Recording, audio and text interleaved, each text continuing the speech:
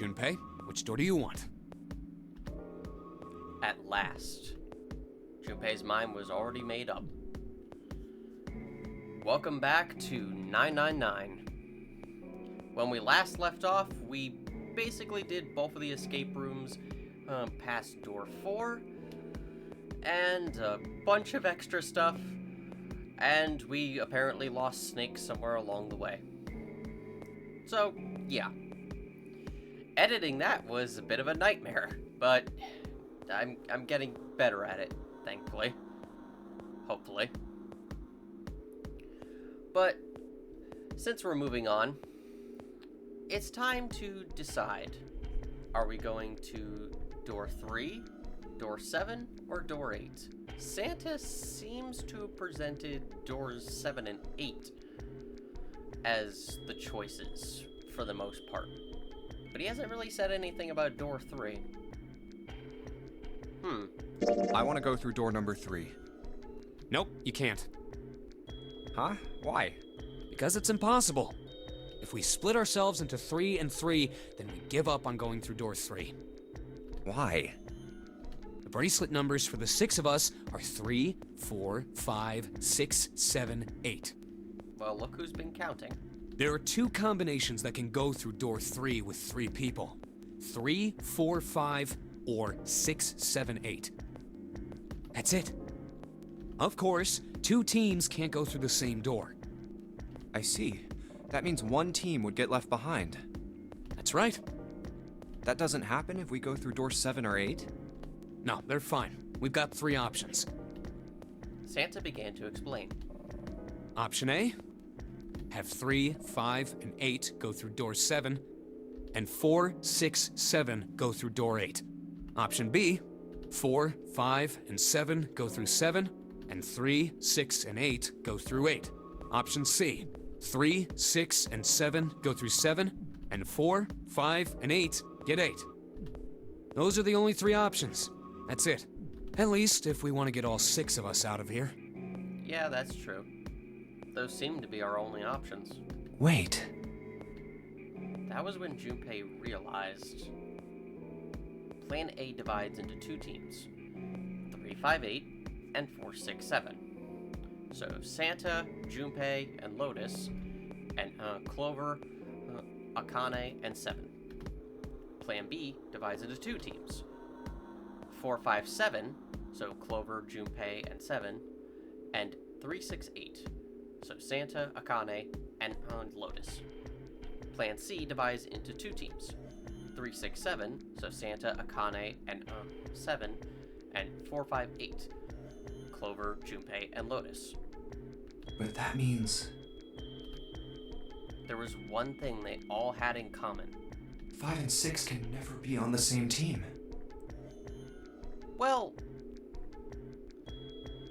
there's... Actually, no. That's rather interesting. Food for thought later. If we want all 6 of us to go through a door, then June and I can't go into the same one. June and Junpei had been friends when they were kids. He trusted her more than anyone else on the ship. If he chose 7 or 8, he'd be taken away from her. Was that something he was prepared to do? Have you mulled it over enough, or do you need more time? I need a few more hours. Anyway, that's the deal, so think it over. You've got 2 choices, 7 or 8. You can't choose 3. If you choose 3, you're gonna be leaving 3 people behind to die. So what are you gonna do? 7 or 8? Time to choose. Junpei thought hard. After thinking it over, his conclusion was...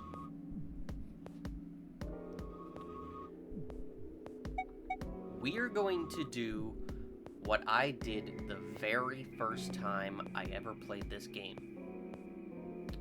Take the risk and choose door 3. Sorry, Santa, but I still want to go through door 3. What? That's nuts! You've got to be crazy! Why the hell are you so obsessed with that door? Partially just because it's suspicious. This was my main reasoning for picking the door when I first played the game, is just the fact that it stands out like a sore thumb. 7 and 8 are listed as the only ways forward, apparently. Aside from the blank door, though, door 3 is an option and yet no one's taking it. It seems so conspicuous. I'm just... Junpei paused. He swallowed the words he'd been about to say. I'm just curious about door 3. That's all. That doesn't explain shit! It actually doesn't. I've got a reason. I'd be happy to explain it to you if you'll just come with me. With that, he began walking toward the door. Their curiosity likely getting the better of them, the others followed. And thus begins probably one of my favorite moments for Junpei in the game. A few of them looked a little suspicious, but Junpei told himself that wouldn't matter. He kept walking and kept silent. Eventually, they arrived at the number 3 door. Junpei stopped. I'm curious about the red. 7, would you mind authenticating for me? What? Why? Please, just do it. He stared at Junpei for a moment, then grunted and laid his palm heavily on the scanner. Happy? Yeah, thanks. The number 7 has been entered into the red. Next is June. Please touch the red just like 7 did. Jumpy, what are you trying to figure out? Yep. I think Junpei thought about his answer for a moment. I might have found another way out. What? What? Really? That got them excited. Just as Junpei had intended. Now please, June. Oh, okay.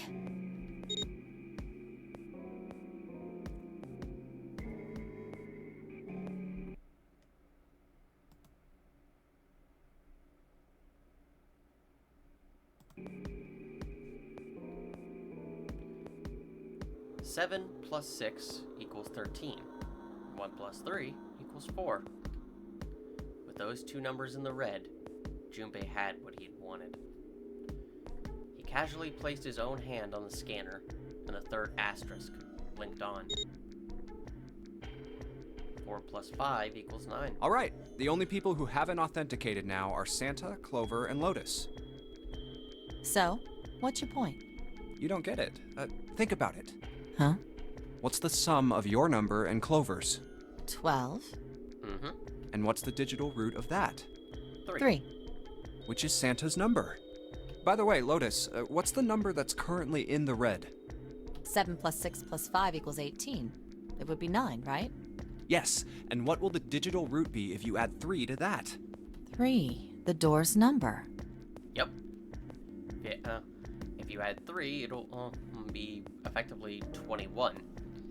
2 plus 1 equals 3.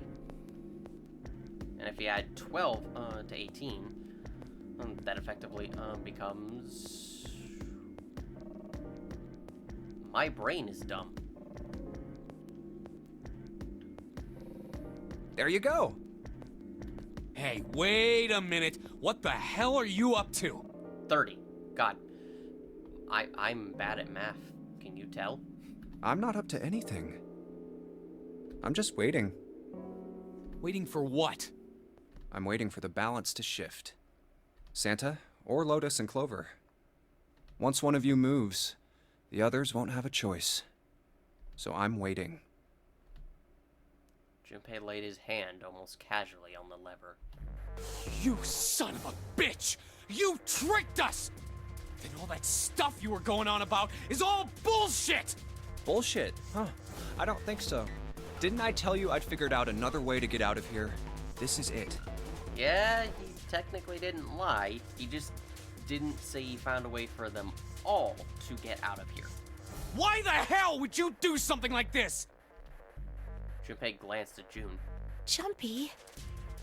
You did this just so you could go through the same door as June. That's it?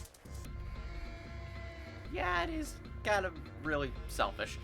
Santa was furious. His face was red and flecks of spit flew from his lips as he spoke. Junpei closed his eyes calmly and then opened them again. So, who's it going to be? Santa, or Lotus and Clover. Shit!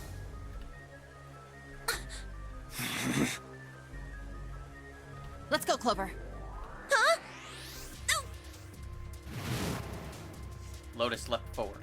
She grabbed Clover by the sleeve and ran for Junpei and the door. Fuck! Caught by surprise, Santa froze for a moment, then shot forward like a bullet from a gun. Lotus had a head start, but Santa had the advantage in size and speed. And also, you know, the fact that he's not dragging a person behind him. Almost immediately, he passed Lotus and Clover. No, wait! Santa did not hesitate. Ah! He slammed his hand down on the red. This is insane! This isn't right! He glared at Junpei, his chest heaving. Yeah, well, you may be right, Junpei's voice was cold, but not without effort. but He turned to the red and pulled the lever.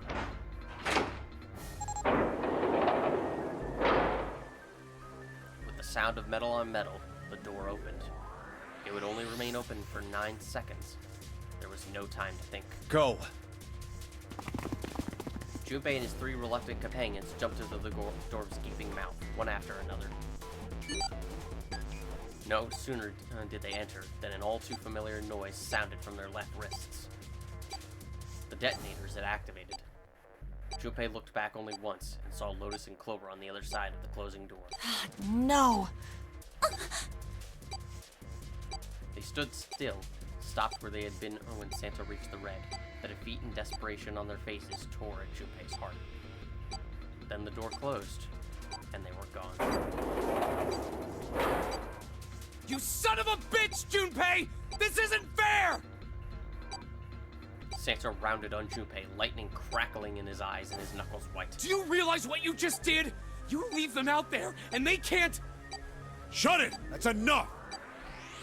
It hadn't been Junpei that spoke, but Seven. We gotta find the dead or none of this is gonna matter!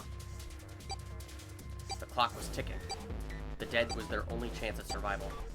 Unless they could find it and deactivate their detonators, the 4 of them would be... We got less than a minute left! No time for screwing around! Get moving! I don't know, I think we have some time to screw around. We probably won't detonate. Damn it! You and I are not done yet, bastard! They scattered and began to scour the room. The deactivation device was nowhere to be found. Where the hell is it? Well, maybe it's, you know, behind that door that we haven't opened. Corridors stretched out in 3 directions, but every one was blocked off by a wall of metal. There was only one way out. One other door. Over there! It's gotta be behind the door! One way out. One way out. Seven ran for the door, a rusty iron thing. Its large hands grabbed hold of the handle and pushed. Or hold, I'm sorry. Damn, it's pitch dark inside. Can't see a thing! Junpei stuck his head through the door and looked around the room. No, wait! Almost immediately, he spotted the blinking red light on the right wall. I found it! The dead's right over here! He stepped into the room. Ugh! What? The floor's slippery! He stopped and glanced down at his fleet. At his feet. God. Never record when you've just woken up. What was... Hey! What the hell are you doing? There's something... Get over there! There's no time for pausing, Junpei. Junpei felt Seven's heavy hand against his back and stumbled across the room. The other 3 piled in behind him. They all felt immediately that something was wrong. Nothing that could be easily identified, only a sense that something terrible shared the room with them. But there was no time to say so. Quick! Get to the dead! They all started running. In the dark, it was hard to tell where the wall was. All they could see was that the tiny red light blinking at them over and over and over. There it is! In quick succession, they all slammed their hands against the scanner panel. Also, somehow not noticing the blood covering the damn thing. Ah, yes. The good old panting session. Seven leaned against the wall, gulping air. As his breathing began to return to normal, he glanced at his left wrist and grunted. It stopped. It stopped.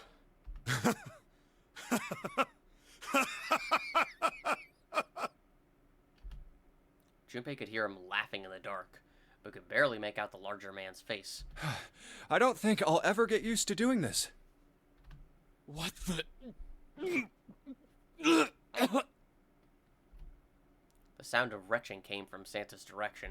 What the hell is this smell? This is vile. I'm gonna puke. So desperate had they been in their race to the dead that no one had noticed the horrible smell that pervaded the room. It was a terrible, nauseating stench, like burnt and rotten meat. Adrenaline had drowned it out, but now it rolled over Junpei in waves, forcing itself into his nose with every breath he took. Oh, you're right. This is... He felt his stomach clench and bile rise up in his throat. Let's get the lights on first. There's a switch over here. The light that spilled in from the door barely illuminated a small switch plate next to the door. Slowly, with the toll of the last few minutes apparent in his gait, Seven walked toward it.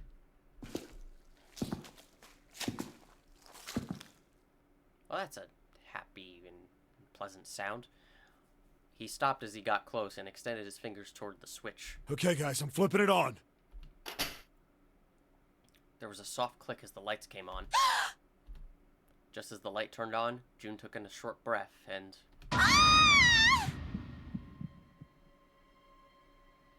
Damn. Someone spilled pizza sauce. A scream echoes through the room. Junpei's breath stopped in his throat. His heart ceased to beat. Time froze. So Warudo. His mind scrambled to make sense of what he saw before him. What? Hey. Oh, this is... What was left of the body sat in a sea of blood. Chunks of flesh torn from the body sat in the blood like tiny islands in a great red sea. I hope you like descriptions of gore. If not, you may want to skip the next few seconds or so. A vast, ragged hole had been torn in the torso, and what remained of his intestines spilled out of it like fresh spaghetti. So what you're saying is I don't want to have the Lady and the Tramp show up here, because they may, Yeah, that's a disturbing thought. I'm not gonna continue that. Smaller chunks of meat had splattered against the wall and become stuck there as they dried. Globules of yellowish fat had left trails like tiny slugs as gravity pulled them down the wall, even as they dried to it. Looks like an explosion. Seven's voice was low and strained. Just like the Ninth Man. The detonator in his bracelet set off the bomb in his gut. Oh god. The bone is coming out of his left arm. It's definitely an open fracture. That's pleasant. It looked as though the explosion had been quite powerful. His legs were both bent in an odd, unnatural way, and his left arm had split open, exposing the painfully white bone of his ulna. His bracelet lay next to him. It seemed to have hit the wall hard enough to have shattered the display, which lay on the ground in pieces. The face is the worst. Yeah, you can't even tell who it is. Half of his head had simply collapsed. The blood coating almost made it look like raw pizza dough covered in tomato sauce.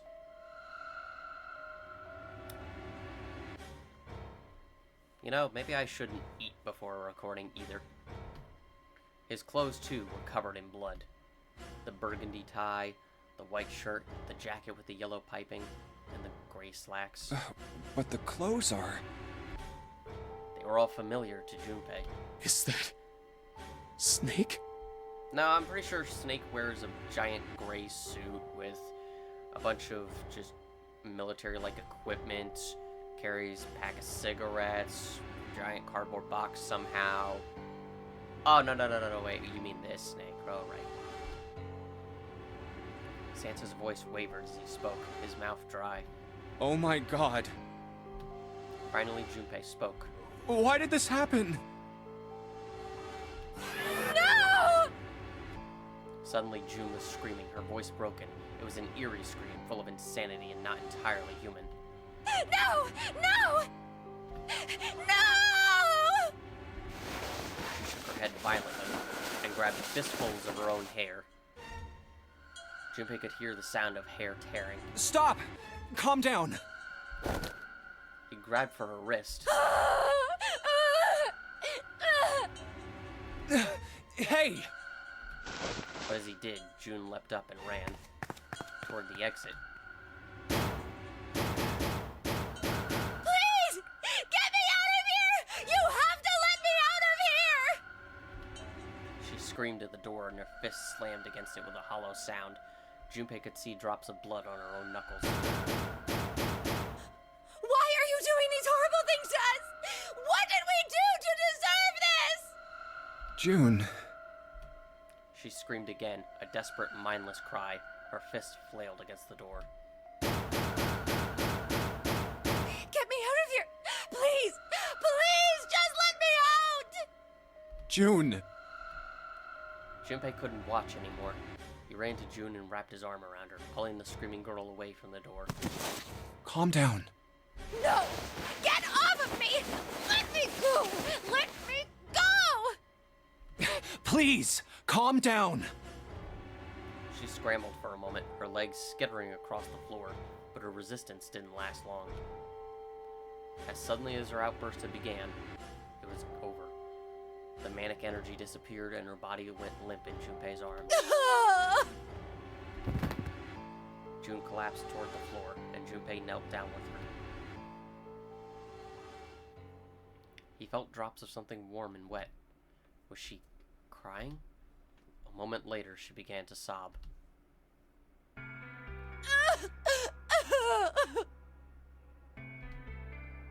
Her shoulders shook, and great, hot tears rolled down her face like rain. We're gonna be fine. It's gonna be all right, June. It's going to be okay, Connie. Her name was whispered. I'll be here with you, okay? She nodded once. Thank you. Thank you so much, Jumpy. Her trembling voice pulled at Junpei's heart. He stroked her hair gently. Her face was so close to her. I'm sorry, I read that wrong. His face was so close to her. The scent of her hair was nostalgic. Do you feel better? Yes, but I'd like to stay here. For a little while, at least. Jumpy's body is so warm. Several minutes passed before June's tears had dried. Junpei stood up. He bent down, put his arms under June's, and helped her to her feet. They didn't speak. Neither did Seven or Santa. A person was dead. They had died in that room in a terrible way. Junpei knew there was no way he could make himself forget that. There was no way any of them could forget it, but mourning would do no good. They spread out to search the room, but each felt as if their heart was made of lead. We better get to it. We have to get out of here.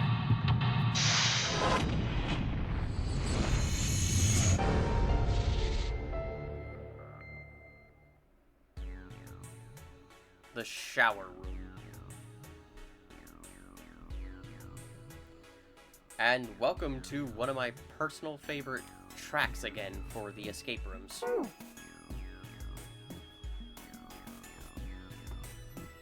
So, the shower room is rather interesting, but for reasons I can't actually discuss right now. But right now, let's get to it. Alright, let's see if anything happens when I turn you. Nope, nothing. Not even a drop. Is the pipe clogged? Doesn't look like this shower works.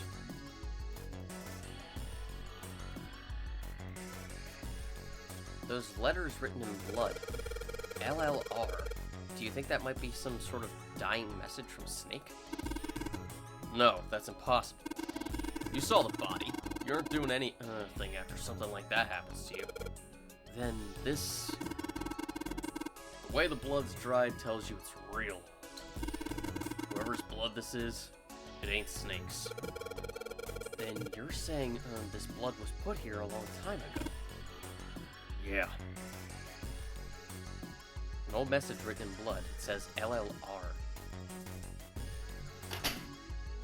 Pressing this will turn off the light. However, as soon as you leave that section, the light will turn back on.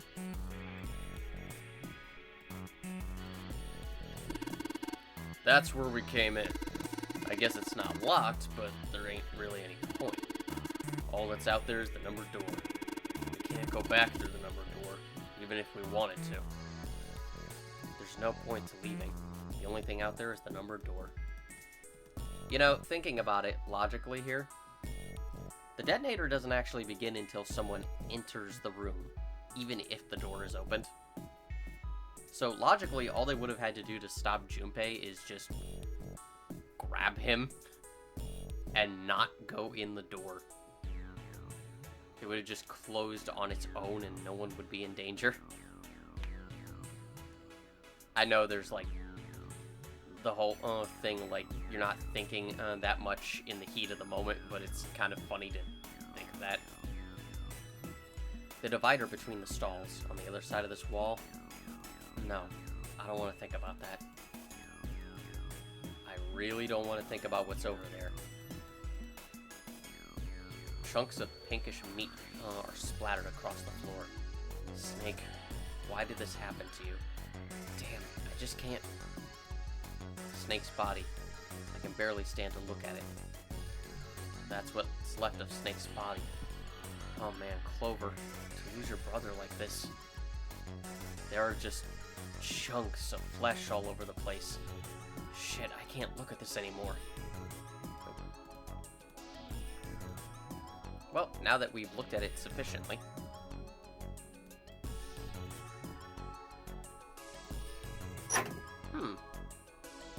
What be you?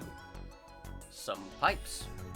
Why does the one on the right look different from the others, I wonder? Typo. Different from the others, not form the others.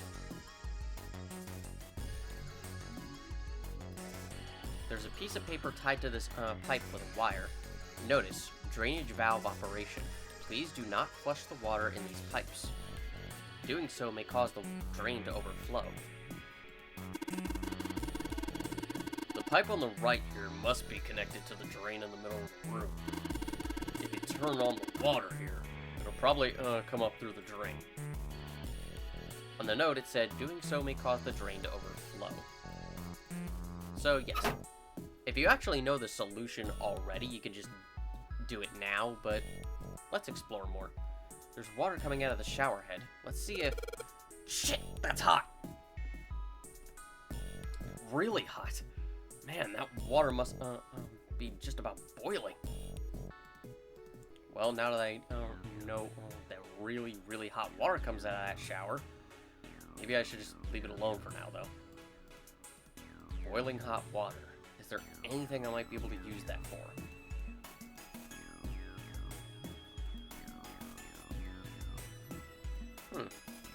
Oh, look at that. It's the drain. Huh? I think there might be something in there. The card's sitting on some sort of fine metal grate down in the drain. It looks like a card, like a key card. I wonder if we can get to it somehow. Don't think so. It's too deep. I can't reach it. Looks like there's a key card in there, but I can't reach it.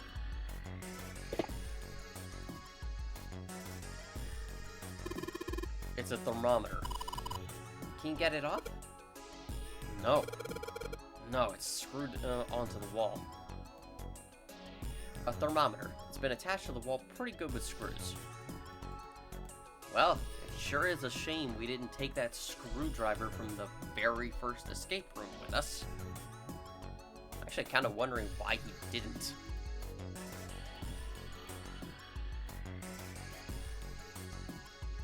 Oh, look at that. That's our way out. It's a card slot. Come on, man, you know, we're swiping a card. Well, maybe if you swipe those key cards here, you think maybe those two locks would open? Probably. If I swipe these cards here, it looks like the red light is off. Yeah, it still says lock. You think maybe we gotta disable the lock first? Still no love from the red light. Well, sorry, it's not the red light district. Lock, huh? There's a blue light right next to it, but it's off. Wishing doesn't seem to be a very effective way of getting lights to turn on. The password is 4 digits. Nothing happens when I press these buttons. Well, it looks like the power's on. I'm wondering what the deal is with those things that say lock up there, though. We already went over that, Santa. Keep up. I think we have to do something else before it's gonna let us enter a password. Maybe we have to disable those 2 things that say lock first, you know? Nothing happens when I press any buttons. I need to disable the locks first. Alright. Oh, nothing to say about the door itself. I already checked all 3 toilets, you know. Nothing unusual there. So why haven't you checked the others? Come on, man, I said I already checked them. What, you don't trust me? Not particularly. Jesus, Junpei, I said I checked them all. Dude, I need to check those toilets. Who knows what treasures are in them? The doors to the toilet stalls. Santa says he already checked them out. Didn't find anything, apparently. Nah, I don't need to check the toilets. I'm just gonna trust Santa. The dividing wall that separates the toilets.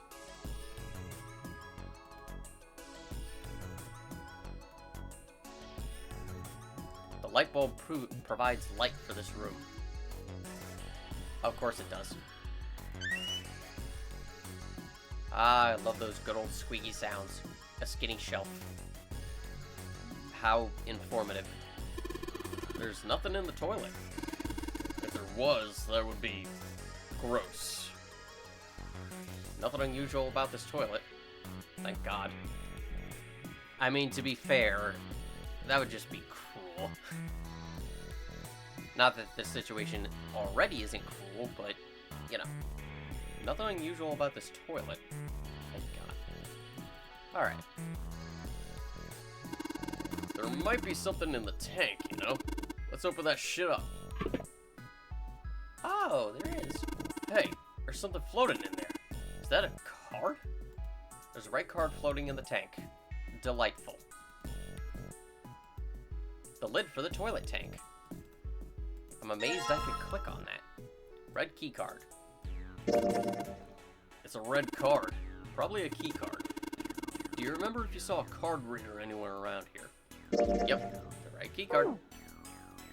The tank where the red card was. Nothing there now. Alright. The dividing wall that separates the toilets. Apparently this one just has the same message.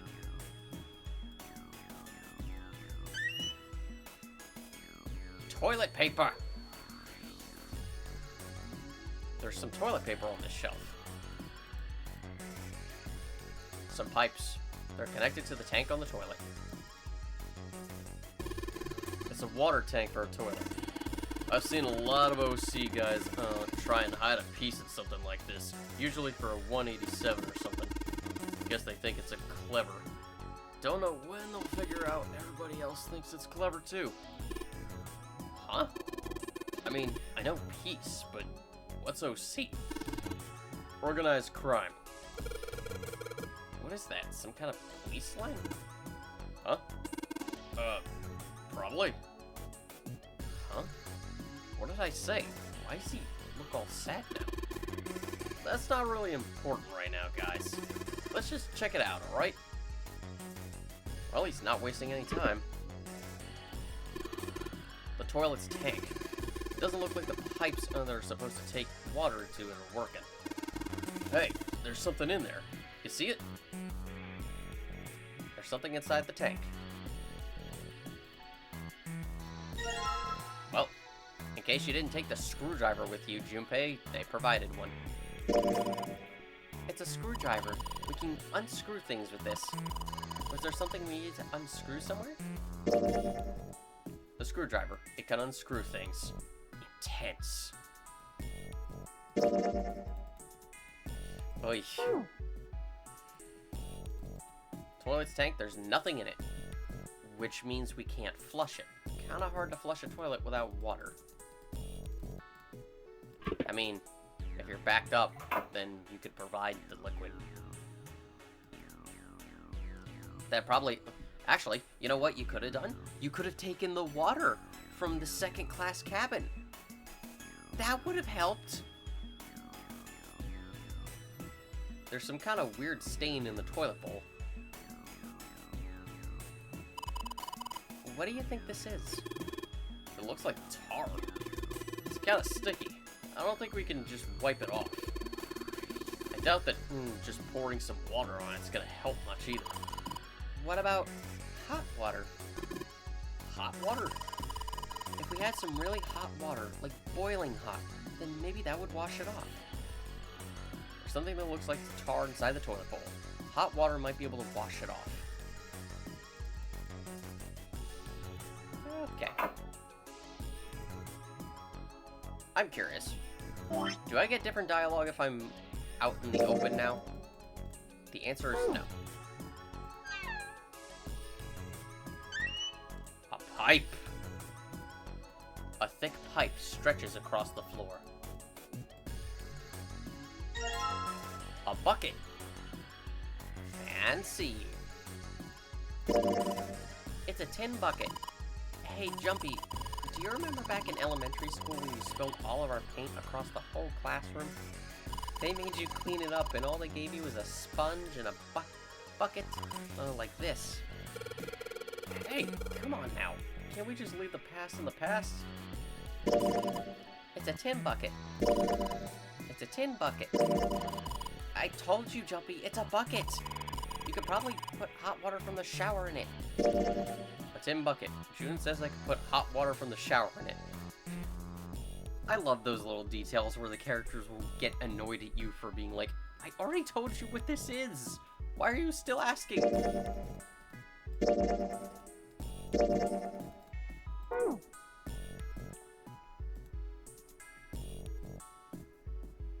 Junpei reached for the broom, and as he grabbed it, he heard a soft voice from behind him.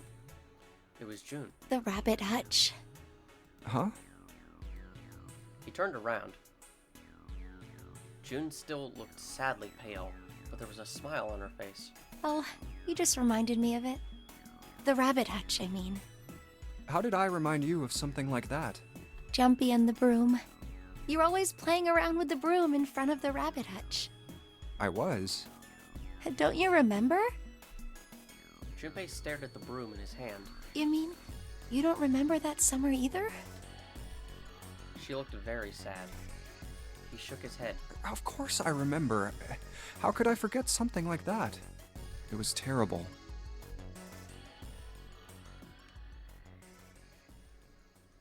They were in the 6th grade. Junpei and June had been assigned to take care of the classroom pets, the rabbits. Their chief duty was to clean the hutches every morning. On the final day of school before summer vacation began, Junpei overslept. He rushed to school and found June standing in front of the rabbit hutches. No sooner had Junpei arrived than June began to cry. He had no idea why until he looked behind her, into the rabbit hutch.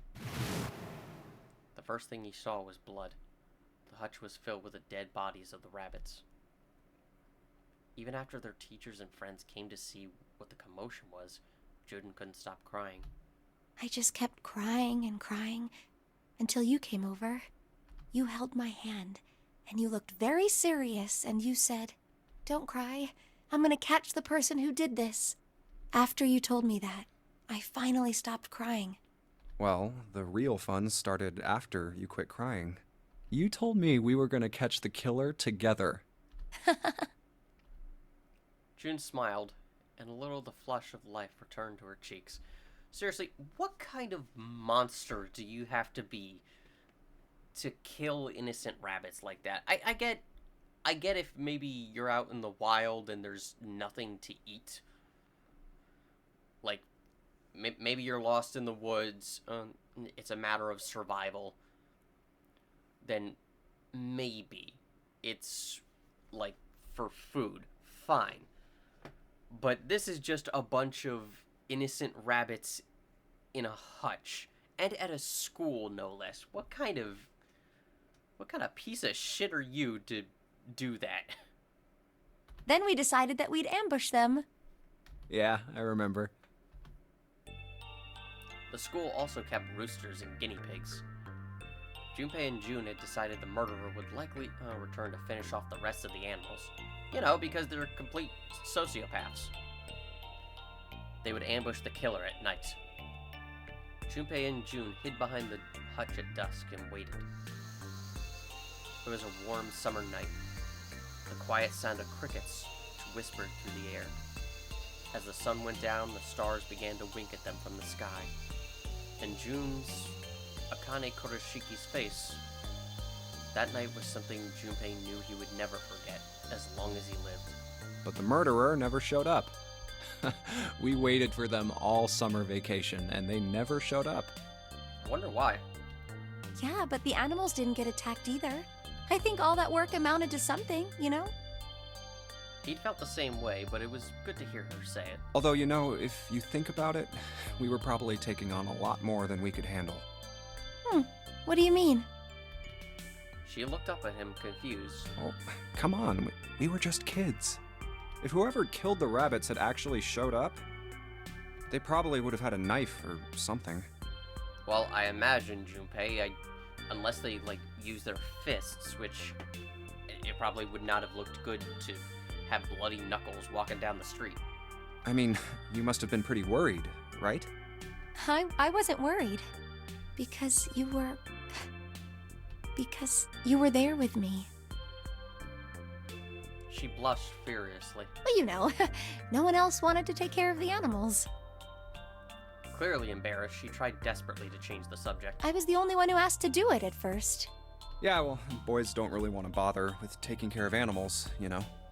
Well, yeah, but you asked to do it after I did, didn't you? If it wasn't the rabbits, they were going to make me do something else. You know how that school was.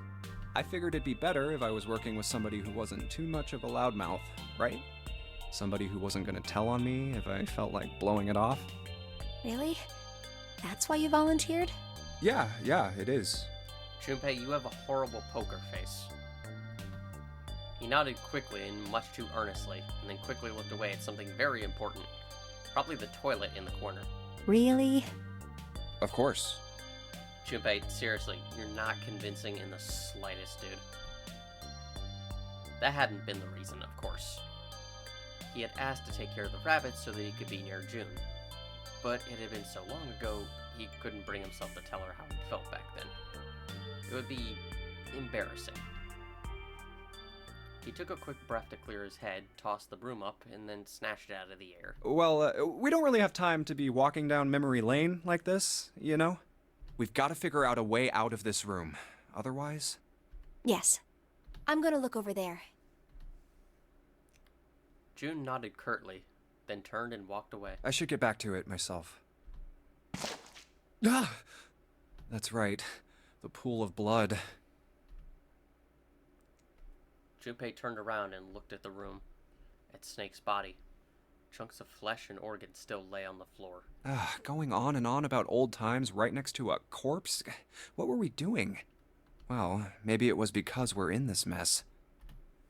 Despite such a situation, or perhaps because of it, the mind turned to the farthest thing from death that it could find. Still, Junpei couldn't help but feel a twinge of guilt at wanting so desperately to live when Snake lay dead before him. I have to survive, no matter the cost. I need to make sure she gets out too. As he stared at the clumps of blackened flesh, all Junpei could think of was how much he wanted to live.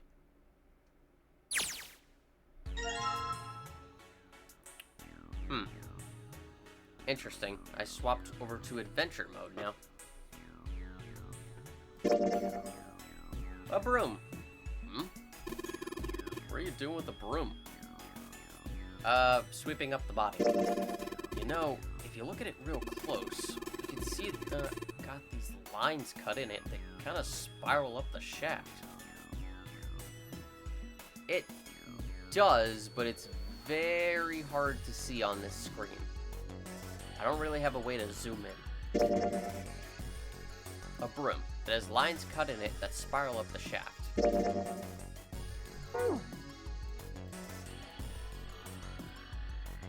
Well, we can't use the toilet without some toilet paper. Common rules.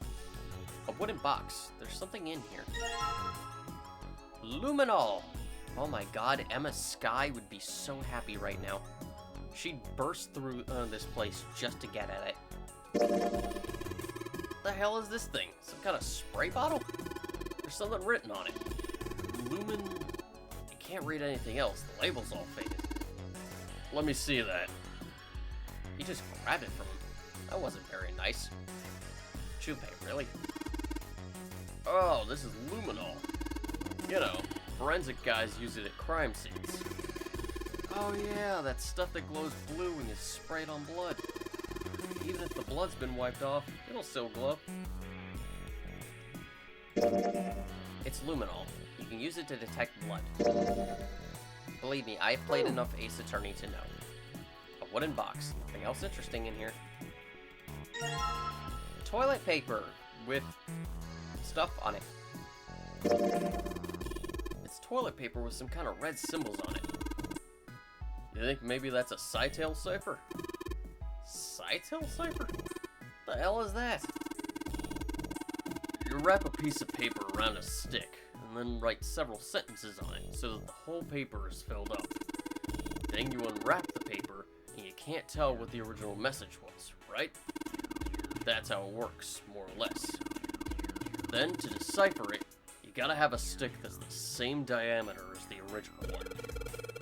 Same diameter as the original one, huh? Yeah. Then you just wrap the paper around that stick, and you can read the code. If we wrap the toilet paper around a stick or something, maybe. The toilet paper. Seven said I should wrap it around a stick. There's an obvious joke here, and I'm not going to make it. A stack of toilet paper.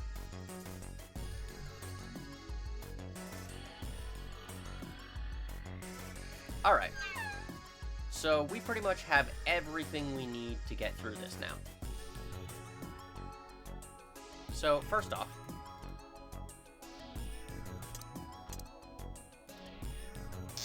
Hey, Junpei, let me switch back to novel mode.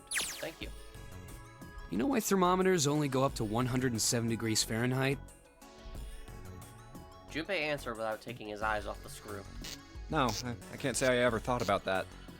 At 107 degrees, the cells in the human body start to die, and the organs begin to shut down. The proteins in your cells start to harden. It's like when you hard-boil an egg. Even if you cool it down afterwards, it won't go back to being a raw egg. In other words, it's dead. That's why thermometers don't go past 107. There's no point. Why had Santa brought that up, Junpei wondered. Oh yeah? He continued to work at the screw. But it's pretty rare for a fever to get that high. Even viruses and stuff don't usually drive the body temperature up to 107. Of course, there are other external things that could. Like what? Well, let's see. Something like getting locked in a sauna, or getting thrown into an incinerator and burnt to death.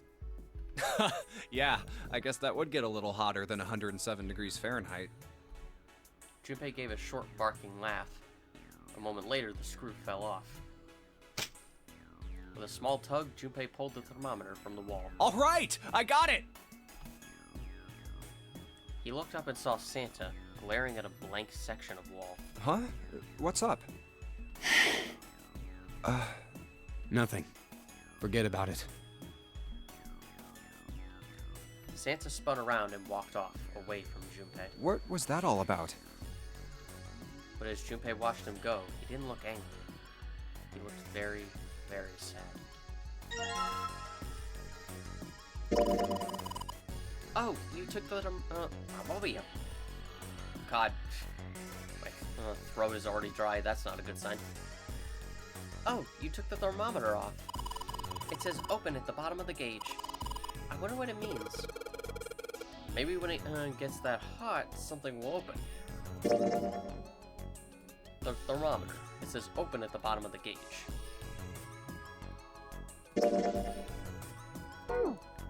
Well.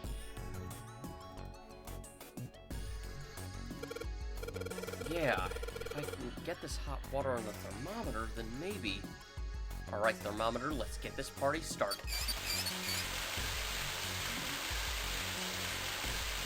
Yep, looks like that's doing the trick. Here goes the gauge. And now it's at the open mark. Huh, it opened. What's this? Looks like there's a piece of paper in here. 9057 plus. That means you're supposed to add something to 957, doesn't it? Well, yeah, it doesn't take a genius to figure that out. The problem is what to add. The paper from the thermometer, it says 957 plus.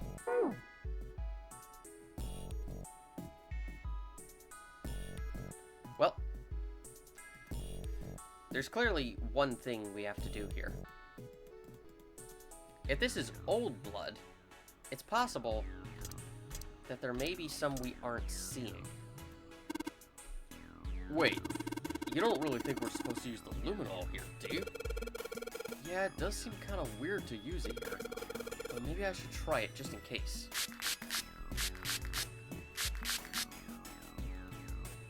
Okay, I've sprayed the luminol on the wall. What's next? Well, obviously, the light. Ooh. Just like you thought, Junpei. There are some more letters showing up after the LLR. See? It says LLR, LRL. LLR, LRL. The hell does that mean? Well, it's actually pretty simple when you think about it. All of these things can move in different directions. So that's clearly telling us what direction we need to have them pointing. They, aside from just directly down, left and right. So, left, left, right. Left, right, left. Well, I did what it said on the wall. I wonder if it actually did anything.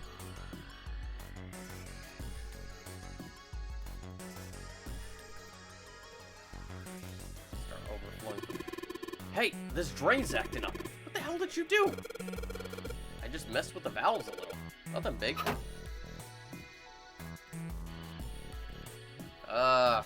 Drain water. There must be water flowing through the pipe on the right. There's water pouring out of the drain. Ooh. Jumpy, the cart is floating. Looks like the water floated the cart up out of the drain. Blue card is floating in the water. It's the blue key card. This is, the symbol for Mercury, isn't it? There was an elevator right outside the big hospital room. I think that same symbol was on the card reader next to it. That's right. I guess that means we're not supposed to use this card in this room. Do you really think so? You don't think maybe, we need it for this room and for the elevator? That's the blue key card. I don't really think you need to worry about the Mercury symbol part right now. I mean, yeah, we pretty much already used a card, in the card reader, for the kitchen, so it wouldn't be out of the ordinary. Also, it's blue, so there's water pouring out of the drain. Nothing else interesting here.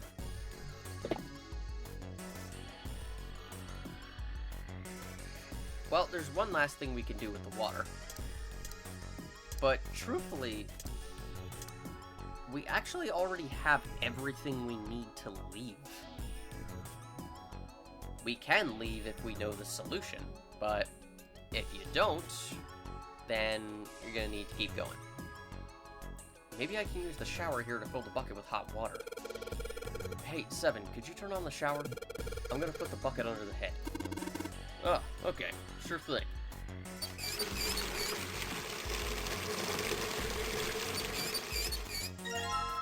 Bucket filled with hot water. Let me turn it upside down. Ah, that's disappointing. It's filled with water. Try not to spill it, okay? It's heavy. Okay, I'll carry it. Why was Akane even trying to hold it? If we dump this hot water over it, then we might be able to wash the dirt off. Dirt? The bucket's filled with hot water. Jun said something about washing dirt off. Why don't we go spill it on Santa? We can always get more. There's something that looks like tar on the inside of the bowl. If I flush the hot water from the bucket, that should clean it up. Yep, you can't just put it in there. You need to put it in the tank. Alright, so I just poured the hot water into this tank, and looks like it filled it. Now you should be able to flush it, right? There's probably a handle somewhere on the tank that you can pull. You think so?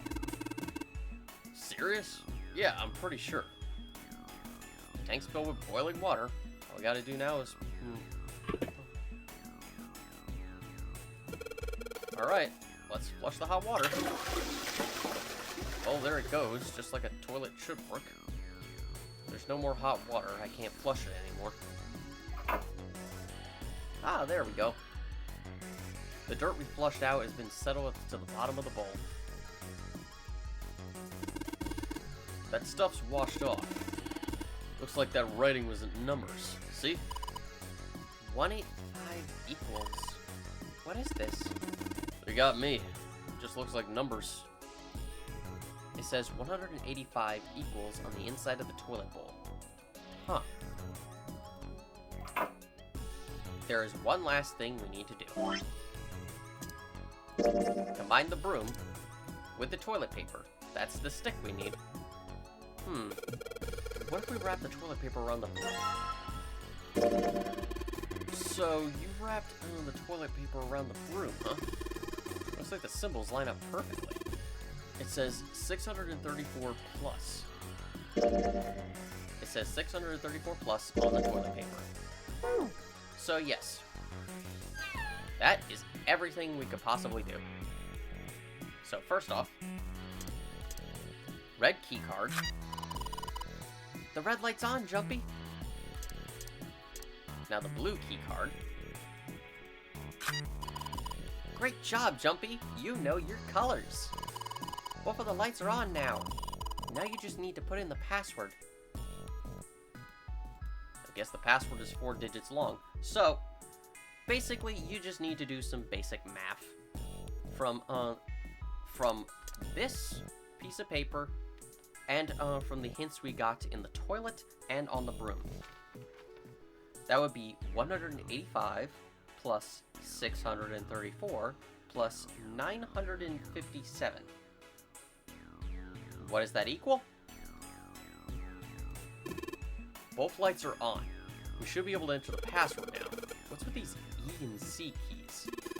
E means enter and C means clear, I think. So after you put in the password, hit E. If you screw it up, hit C. Our answer is 1776.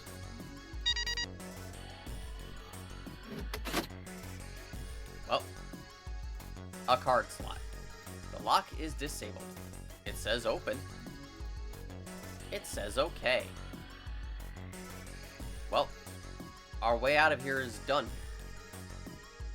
I'm curious, before I move on, does this have anything new for dialogue? I don't think we need it anymore. Oh. Junpei, can I borrow the broom later? Why? Oh, nothing important. Don't know why he wants it, but I guess I can give it to 7 when I'm done with it. I actually did not know that existed. That's a nice little detail, especially since the player is unlikely to ever do that. Nothing else for me to do with it. It's the blue key card. We don't need this anymore. Might as well toss it. Oh, wait! This has the Mercury symbol on it. If you throw it away, we won't be able to use the elevator anymore. Right. That's true. Really, Junpei? God, man. Pay attention. Keycard with the Mercury symbol on it. I think I'll hang on to it. It might be useful later. This is why these escape rooms take so long. I always just want to show extra bits of little dialogue that you probably won't see on a regular playthrough. Doesn't look like the shower works. What is this, Junpei? You losing it? That's not the exit, genius. I said that's not the exit. But I want to go out that way. Come on, man. Buzzkill. Letters written in blood. I hope you're in a better place now. I am surprised at how much optional dialogue is here when you can escape. Don't need to mess with that anymore. There's water flowing out of the drain where we found the key card. Nah, I don't want to check the toilets. Okay. Is there anything left? I don't need this anymore. I don't need to check that out.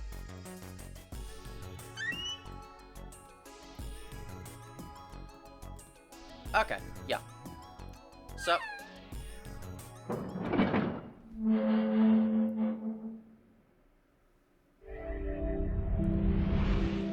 You found it.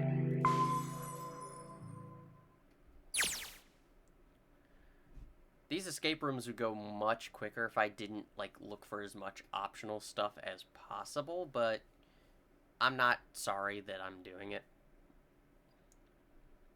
Outside of the shower room was a hallway that extended off to the left and right. There's a large iron door at the end. Let's take a look. I have no idea how long this episode is going to actually take, considering I know where we're ending it. But, yeah, be prepared. Hopefully it's not as long as the previous. They'd moved a few steps towards the door when Junpei heard the sound of metal on metal. Huh? They turned around. Seven was doing something to the door of the shower room. What are you doing, Seven? Well, I figure maybe we might want to come back here sometime. So, I stuck the broom in there to keep the door from shutting. Alright, let's go. With that, he stood up and began walking down the hallway. He brushed past Junpei and kept going. After a moment, the rest of them followed him. Before long, they found themselves at the large iron door. They had only been there for a moment when June spoke up. Jumpy, look! He turned. There on the right side of the hallway was a piece of paper attached to the wall. What's up? What's that on the wall there? Oh, I think it's... Junpei ran over and peeled it off. a map of the ship's interior? It says C deck. So it's the map for this floor then. Yay, we have more useless map. We'll have time to study it later. Let's keep going for now. Junpei folded the map and stuffed it in his pocket. Because apparently it's that small. Back at the door, the four of them had lined up in front of it. Sansa stepped forward. He grabbed a hold of the door, then turned back to look at the rest of them. Ready? I'm gonna open it. They nodded. Santa nodded back, then threw the door open.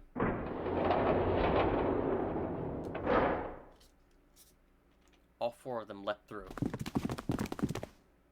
What the? You're shitting me. It took only a moment for them to realize where they were. We're back. They had been there only a short time ago. It was the large hospital room filled with countless beds. Lotus and Clover looked up as they entered. Ace was there as well, although he looked as though he had only just woken up. Clover! Lotus! And Ace! I'm glad you're all okay. Wait a minute. Wait a minute, hang on. I just realized something. Nope. Okay. I briefly miscounted in my head. Ignore what I'm doing. I was briefly about to say, wait, don't Clover, Lotus, and Ace add up to, 3? And no, they form 13, which would be 4. So, okay, my bad. Lotus? What are you... The moment they spotted Junpei, Lotus and Clover headed straight for him. As she neared him, Lotus drew back her hand and slapped him open-palmed across the face. Honestly, very much deserved. How could you do this to us? Her face was furious. Yeah. She grabbed Junpei by the collar and shook him violently. Clover didn't touch him, but the hate in her eyes was no less potent. It was Seven who stopped them. Knock it off! We got bigger shit to worry about right now. His deep voice echoed across the massive room. Lotus glared at Seven, but let Junpei go after one last vicious shake. What? Go have a look. I stuck the screwdriver in the door. That door over there, the one without a number. As long as the screwdriver's there, it can't shut, so you can get in there. I'm surprised that screwdriver is keeping it open. I'm amazed it isn't crushing it. There's a shower room past there. I stuck a broom at the door there, too. Anyway, go take a look. Then you're saying we can go in there without passing through the numbered door? Yeah, it's about the size of it. Wait, what the hell is in there? You'll know when you see it. Fine, let's go. Lotus and Clover looked at one another for a moment, then nodded and stepped through the door. By then, Ace had made his way to them, moving with the stiff, shuffling steps of someone who had only just awoken from a lengthy slumber. My goodness. I know I said I was sure you'd come back for me. I didn't think it would happen so soon, though. Ace shook his head weakly. Should I go as well? Yeah. Seven nodded. Very well. Ace followed Lotus and Clover with a stiff, tired gait.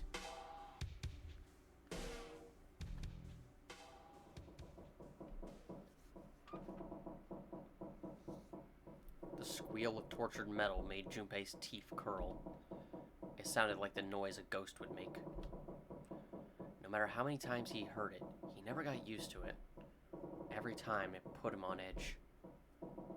It didn't help that there was a girl nearby who looked far more like a ghost than a living human should. It was Clover.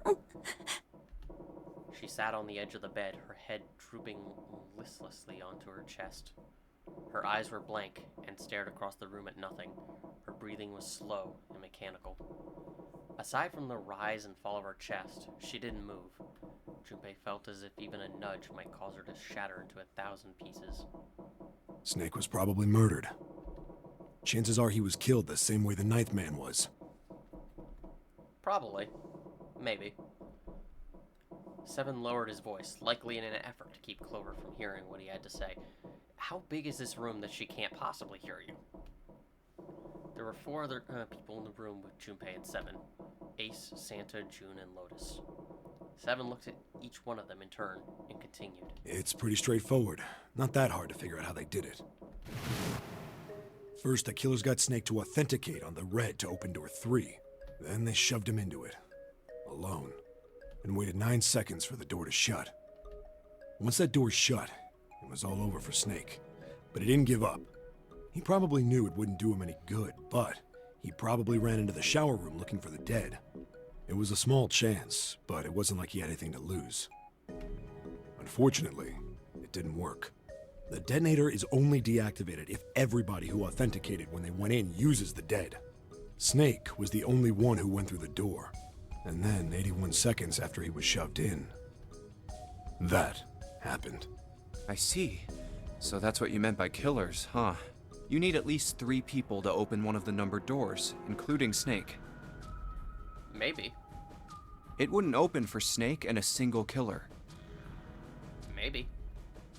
Yeah. That means we're looking at multiple perps here. Oh, more cop lingo. Junpei crossed his arms and grunted. Well, just in case, I want to make sure. Let's say you're right. When do you think Snake was killed? When we all split up to look for the parts for the Reds, I think. I mean, that's the only possible time, because he was with us when we discerned that the Reds were not working, and directly after that, he went missing. Right after that was when we noticed he was gone. Then that means none of us have alibis.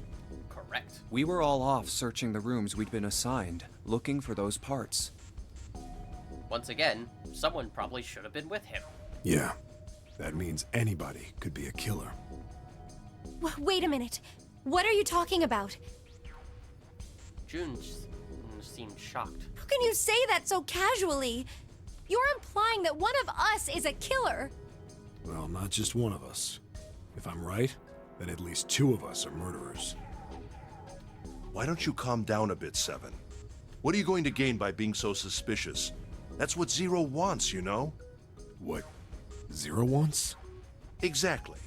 This game was set up by Zero, wasn't it? Any game has a winner and loser. Whoever makes it through door 9 is a winner, and those who don't are the losers. Zero is trying to make us fight against one another for that victory. Then you're saying that Zero is trying to split us up by making us fight each other? Yes. That is why we can't let ourselves fall prey to suspicion. We have to trust one another and form a strong bond of friendship. God, it's weird hearing Richard Epcar say these things. But, no, I think some suspicion is, like, healthy in this case, especially since the majority of us don't seem to know each other that well. Otherwise, we'll end up ensnared by Zero's manipulations. Then does that mean that the person who killed Snake... Yes. Almost certainly Zero himself. If there's anyone we should doubt, it should be Zero. He masterminded this game and kidnapped all of us. Doesn't it seem reasonable that he would have killed Snake as well? Good question. Junpei hadn't really considered that. If Zero killed Snake, then Zero is on the ship with us. Junpei... Was Zero still on the ship with them? Well, of course. Of course he was. That was obvious. But I don't... Zero was somewhere on the ship, but Junpei had no idea where. Junpei mumbled to himself, lost in thought. Where could Zero be hiding? Suddenly, everyone went very quiet. The silence was cold and clammy, and Junpei could feel it crawling across his back and around his throat. Again, he heard the ghosting moan noise. And moments later, a person who looked more ghost than human appeared. It was Danny Phantom. No, I'm sorry. It was Clover. She looked at the floor as she spoke, and her voice was a cold monotone. I think Zero is one of us.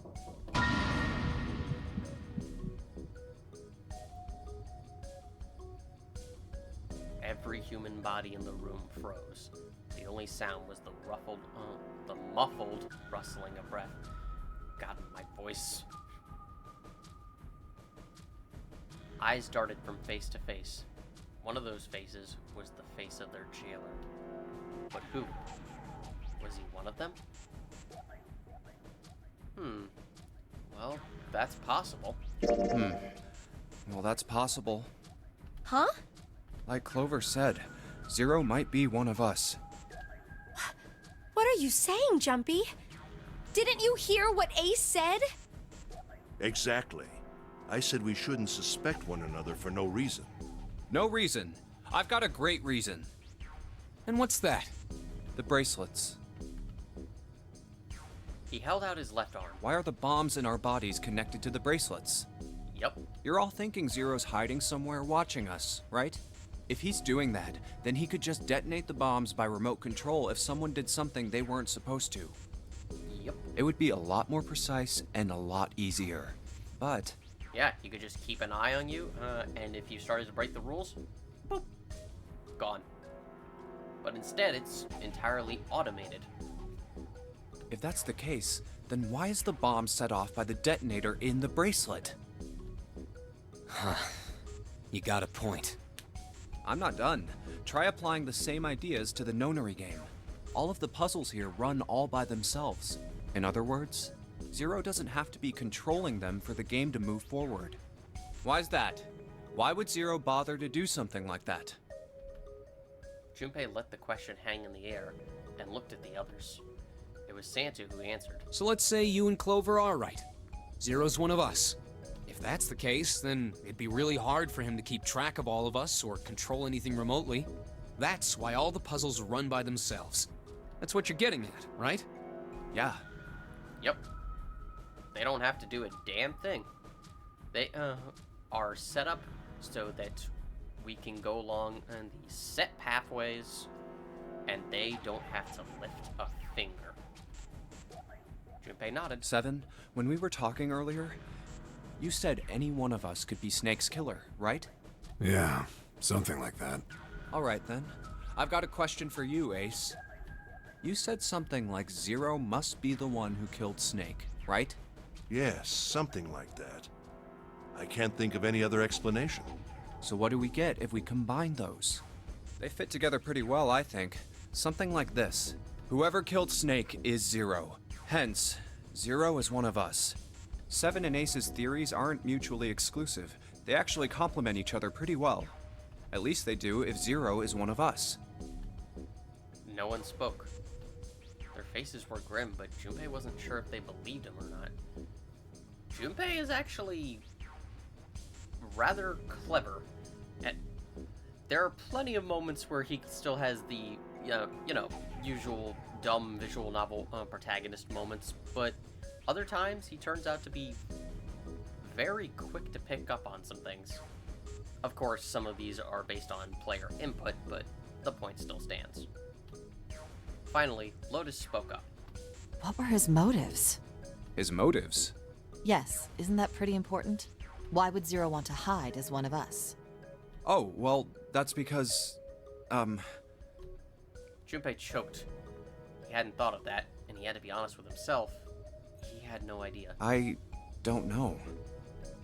Lotus sighed. Well, so much for making a persuasive argument, Junpei. In other words, you only had circumstantial evidence. I don't really think that's enough to go on, you know? Ah.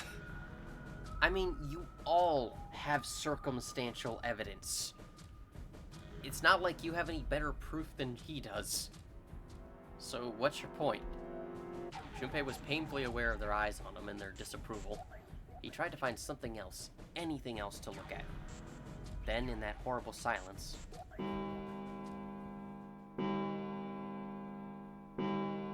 they heard a bell begin to ring.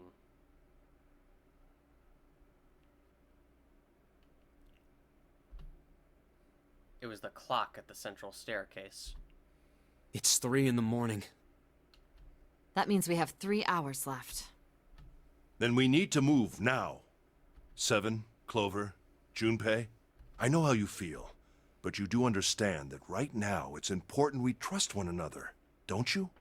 You're right, but Junpei couldn't bring himself to respond. He swallowed the words he wanted to say and sighed. 7 and Clover remained similarly silent. Their eyes were looking at something somewhere else, very far away. We must go. We have very little time left. Ace's words put their feet to moving. They all knew where they were going. our next destination is Mercury. If Zero killed Snake, then Zero is on the ship with us. Was Zero still on the ship with them? So, what if happens if you say Junpei wasn't sure? He wasn't sure. Something's still strange. What was that? Well, I'm just wondering about one thing. And what's that? How can you be so sure that Zero's on this ship? Ace's eyebrows shot up. Really, Junpei? I confess I'm a little disappointed. Usually you're rather sharp. Isn't it obvious? Wait, it is? This ship. Huh? Zero said, "this ship," several times when he addressed us.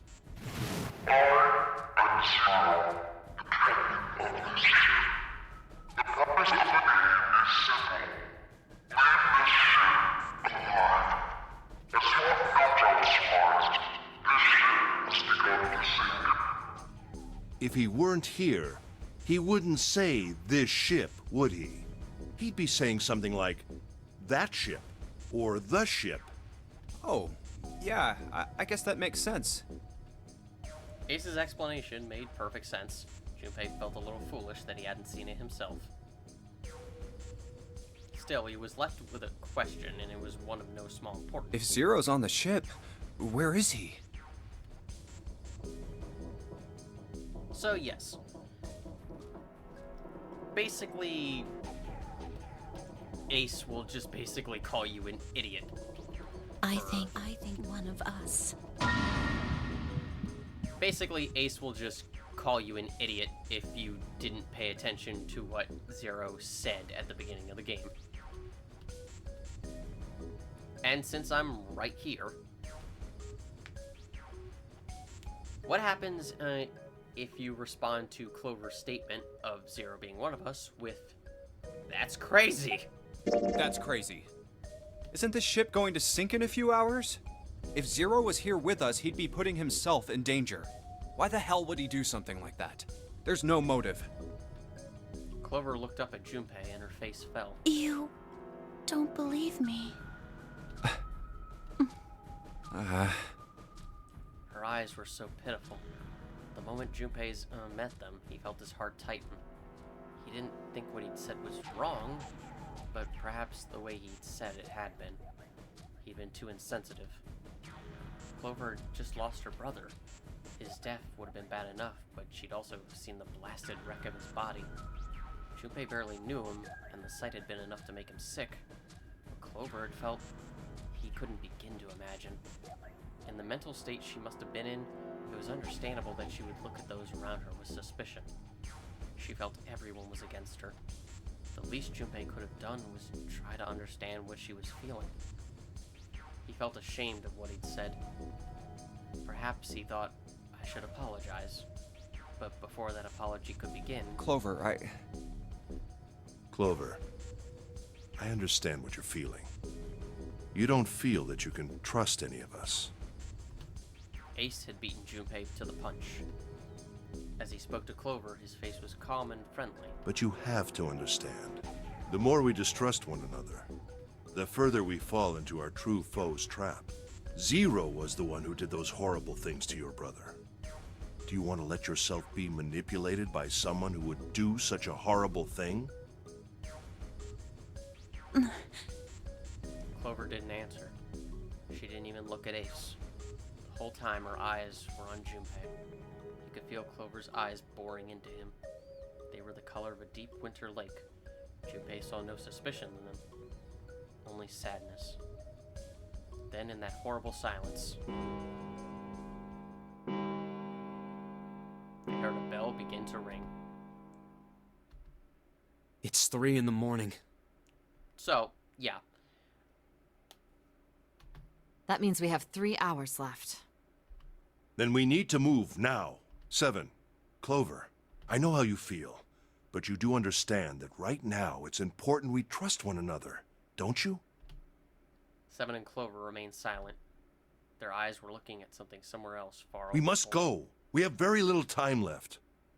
So, yeah. Basically, if you disagree with Clover, the game just points out that you're being kind of an asshole. And makes you feel bad.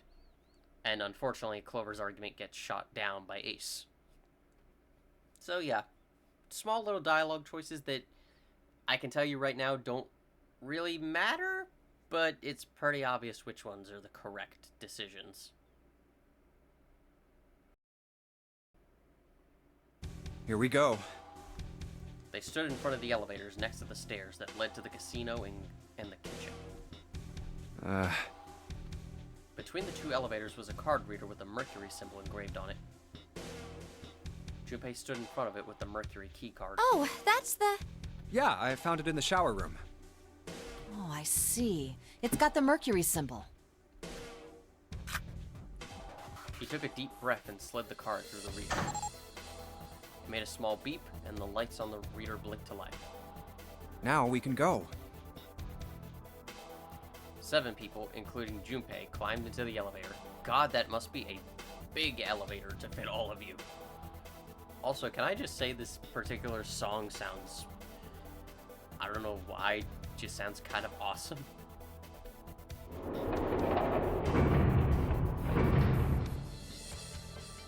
Looks like there's only 2 floor buttons working. C and bottom. rest were destroyed or did nothing when pushed. Time to head down then. Junpei hit the bottom button. The door closed. Slowly, they began to move downward. Sometime later, all 7 of them stopped off the elevator and onto the bottom deck. They stepped off and saw that the hallway to their right ended somewhere between 20 and 25 feet from them. The hallway in front of them was a dead end, but not a regular dead end. This is a numbered door. Yeah, it's door 2. Immediately, they began to discuss who would go through it. So who should go through the door this time? We don't need to be discussing who we're leaving behind this time, right? Right. It's set up so we'll be able to meet up again once we get through the numbered doors. Then there's no need for arguments at this point. Yep. All that arguing is pointless. We should figure out who's going in first. Very well. Would anyone like to volunteer? I'll do it. The first to speak up was 7. I'll go too. Then I suppose I need to go too then. Yep. Junpei followed suit, which meant Lotus was, by default, the third member. 3 plus 7 plus 8 equals 20. 2 plus 0 equals 2. All right, we're taking off. Okay, please be careful. Jesus. You two are acting like you're married, you know that? Oh, More like newlyweds at this point. June blushed. So did Junpei. Don't be silly. Cut it out. Perhaps in an attempt to hide his emotions, he quickly turned away to pull the lever on the red.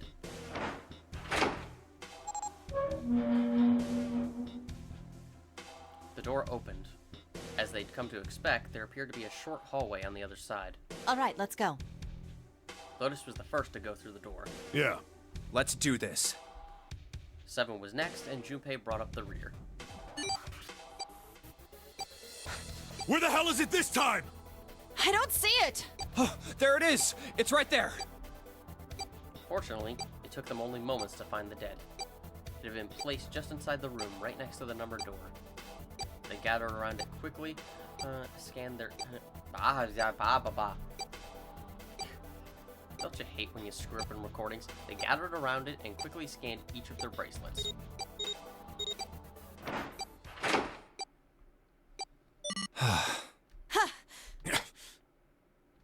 It stopped. Yeah, it stopped. Junpei could feel his heart pounding against the inside of his ribs. 7 and Lotus were breathing hard and fast. Man, I'll never get used to that. I'm not sure it's something I'd want to get used to. We should finish this game before imminent death becomes a normal thing. Damn right. I feel like imminent death will become a normal thing even if you escape this game. Just a feeling. All right. Junpei looked around again. This hallway's pretty short, but it's got 5 doors. 3 on the left, and only 1 on the right. Don't forget the last one at the end of the hall. But it's got a metal plate over it, so I doubt we're gonna get anywhere that way. After taking a look around the room himself, 7 spoke. All right, let's get started. I think we'd probably better split up. You two okay with that? Yes, no problem. Sure thing. Then I'll take this first one. 7 nodded to them and stepped into the room closest to him. I'll try the one next to it. At last, Junpei was left alone. Well, I guess I'd better get started too. He looked intently at the 3 remaining doors.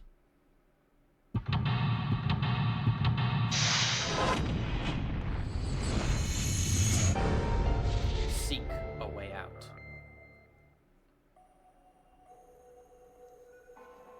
Welcome to the Confinement Rooms. Again, this was where I ended up on my first playthrough of the game, and when I was playing, it was the dead of night. There was no one around. It was quiet. And then I have this song playing in my ears while this is happening. Like, in this type of area. To put it lightly, this was unnerving to such a monstrous degree. There's a door in the back. I wonder where it goes. I thought of that, and I tried a couple of things, but yeah, same result. Guess 7 wasn't about to do anything. Oh well. The door in the back won't open. The ceiling. How informative. Ceiling. So that's the ceiling, huh? I wonder if it's sealing us in. Damn it, Junpei. That's the hallway ceiling. Hey. There are a bunch of tiles on the door that spell out emergence. Emergence. Maybe it means we need to emerge out of here. Emergence probably means to emerge or to escape from here. Do we need to do something with these tiles to open the door? Emergence, huh? Okay, nothing else really to say. Besides that door, there's absolutely nothing out here, really. It's a ceiling. I've seen a lot of ceilings in my time. I'd say this one rates about a 3.5. Hey. So yes, the gimmick of this one is we have multiple rooms to search. Despite that, it's never really overwhelming or anything. Also, as we're going through this, I apologize for my rather poor voice acting for these characters. Listening into it recording, I realize most of them sound very similar. When I'm speaking on my own, they sound different, but hearing it in recording, yeah. I mean, I'm not a professional voice actor, so if you can put up with it, I'm sorry. Huh? The hell? It's not opening. There's something up with this drawer. I don't trust it. I at least try to do inflections to reflect how the characters speak as best I can. Somebody made sure this drawer wouldn't open. There's a pair of screws singing screw. I don't know why that caught me off guard. There's a pair of screws screwed into the desk. That's almost like a tongue twister. Right on top of the drawer. Doesn't matter how old this thing is, we're gonna have a tough time if we just try and break it open.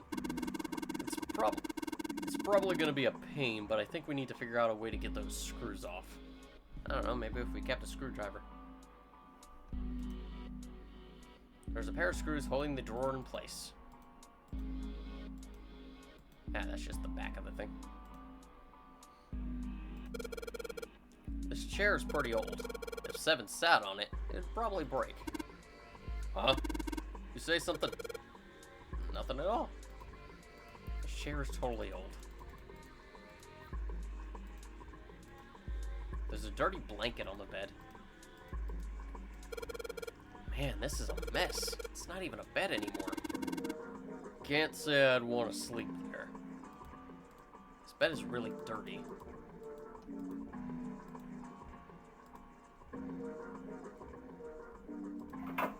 Huh. This looks like a toilet. Pretty old school toilet. Guess that makes sense though. The ship seems pretty old too. An old school toilet.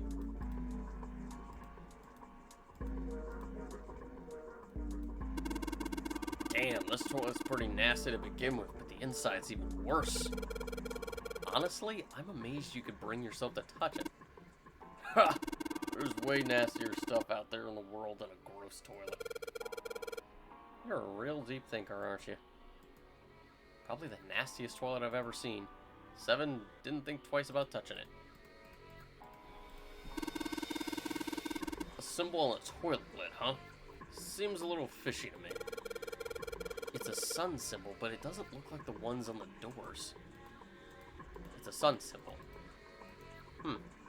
Interesting. I don't think I'm gonna need this tube. Well, this part is thinner than the rest. In fact, this doesn't really look like it's a part of this thing. The rod feels loose. Maybe if I give it a couple of turns. Here we go. A screwdriver shaft. Hey, this is a screwdriver shaft. It's missing a handle, though. Even if we run into a screw it fits, we're gonna have a hard time of it without a handle. Well, if we can find a handle, maybe then it'll do us some good. I don't know about you, but, like, I think we could still unscrew that stuff even without the handle. I know it would be more difficult, but it would still be possible. A rod from a Phillips head screwdriver. The other end of it is threaded.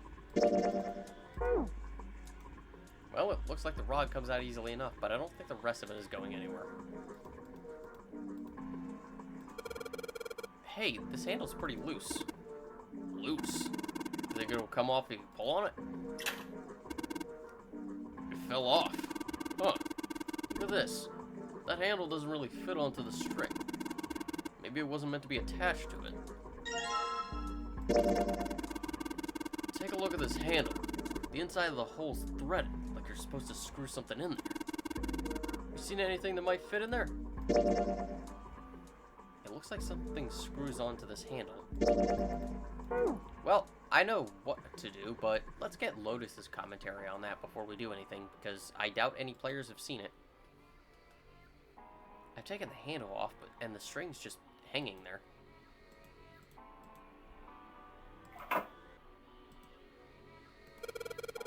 There's a partition here. Maybe it's for privacy. This partition closes off part of the bathroom. What the hell is this supposed to be? Like a drawing of a whirlpool or something? Well, if I had to guess, I'd say it's trying to look like water. There's a drawing on the mirror that looks kind of like a spring. Huh. Looks like the water doesn't work. Doesn't matter how much 7 turns that thing, no water's coming out. Has the water been shut off from somewhere else? No water comes out of this faucet even if you turn the knob. There's a tile stuck in the drain. There's a little tile in the drain. Doesn't look like we're gonna be able to pull it out of there. Might have to use our heads on this one. Alright, let's figure this thing out. Got it. So, 7 headbutt thing. That'll get it out. There's a tile stuck in the drain. There's no way we're gonna be able to pull it out.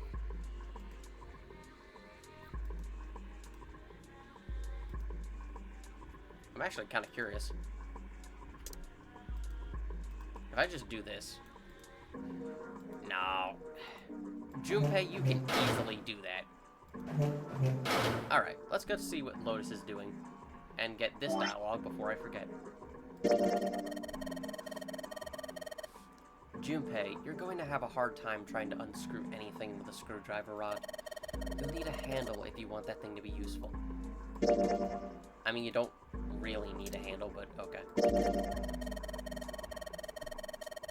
There's a hole in one end of it, isn't there? That probably means something goes in it, wouldn't you say? And the inside of this hole, you see, it's threaded like you're supposed to screw something into it. I like that she's basically just saying it in a way like, hey, stupid, you should know what to do with this. Why are you talking to me? Okay. So if I just stick this metal rod into the handle... God, that's an unpleasant sound. Ah, so it's a Phillips screwdriver. We can tighten or loosen any screw we find as long as they're Phillips head screws. Ah, shoot. I was hoping we might be able to tighten 7 screws a bit. I think I'll tell him you said that. This'll be fun.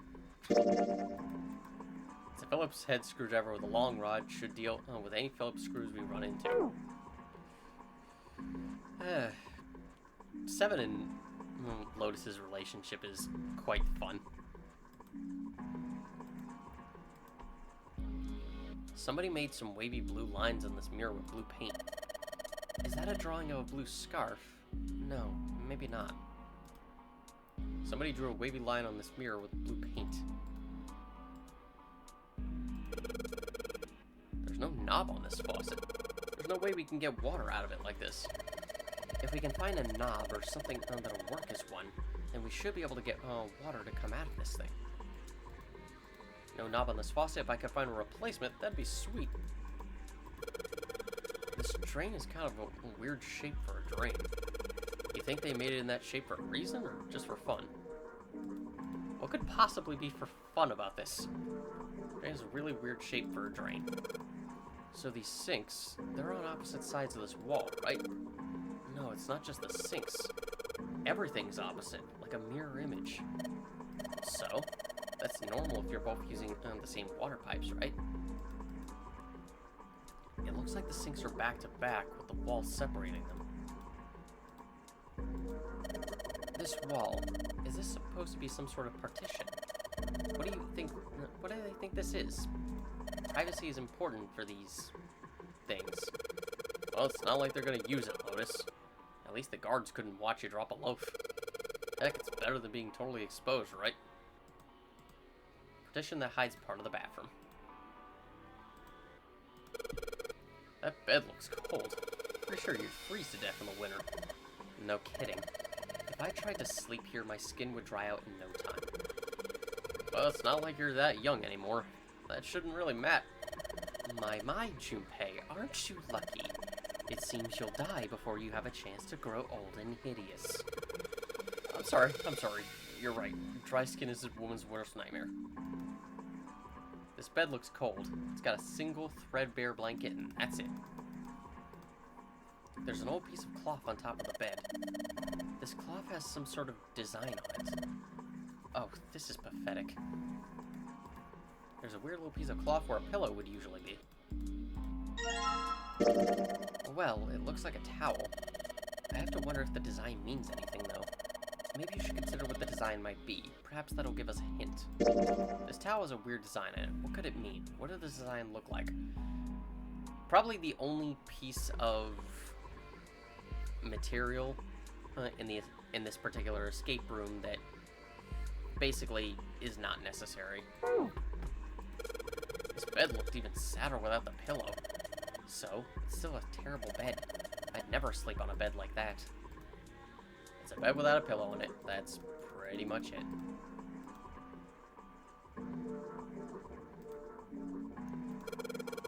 This looks like a chair for prisoners. It's rusty, but I don't think it's going to be a lot of help.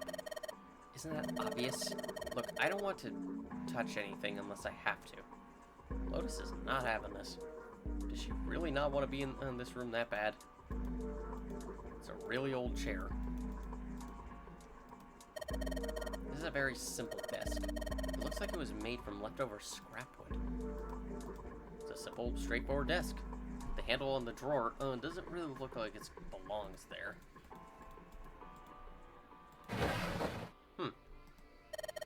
There's nothing in the drawer. Yeah. Something's not right, though. That handle on that drawer doesn't really fit, you know? It just looks messy. Why don't you take it out? So there's a mirror on the other side of this drawer. Interesting. It's kind of an odd shape, and it looks like someone attached the handle with a screw after the fact. Yep. And... oh, no. There's a mirror on the back of this drawer, and the handle is weird. It looks like the handle was attached with a screw. Well, we took the drawer out, but nothing happened. Of course. There's no way you could hide a puzzle in something that small. Yeah, I know. Still. Still seems like they might try to... huh? What's that? Looks like there's something. Huh? Looks like there's something in there. Damn, no dice. Doesn't matter what angle I got it at from. I can't see anything in there.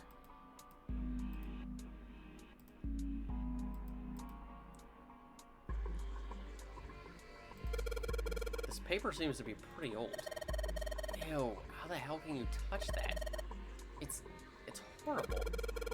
Well, it's not like I've really got a choice, do I? It's not like I want to. Half-used toilet paper? Well, it's old and it's kind of grossing me out, but there's nothing suspicious about it. Yay, toilet paper. It's just hanging from the wall. Well, if we're pulling this string, then it must be a toilet that flushes. There's a string hanging from the ceiling here. You pull it to flush the toilet. This toilet is disgusting. You don't expect me to touch that thing, do you? If you don't want to, then I'll do it, alright? This toilet is vile. Unsurprisingly, Lotus refuses to go anywhere near it. I refuse to touch this. I refuse. What the hell's wrong with you? I don't want to touch it, ever. It's a very, very old toilet. Apparently, Lotus refuses to touch it, ever. A moon. Oh, filthy, disgusting moon. Yeah, it's pretty filthy, but it's a precious hint. Let's remember it, alright? There's a picture of a moon there.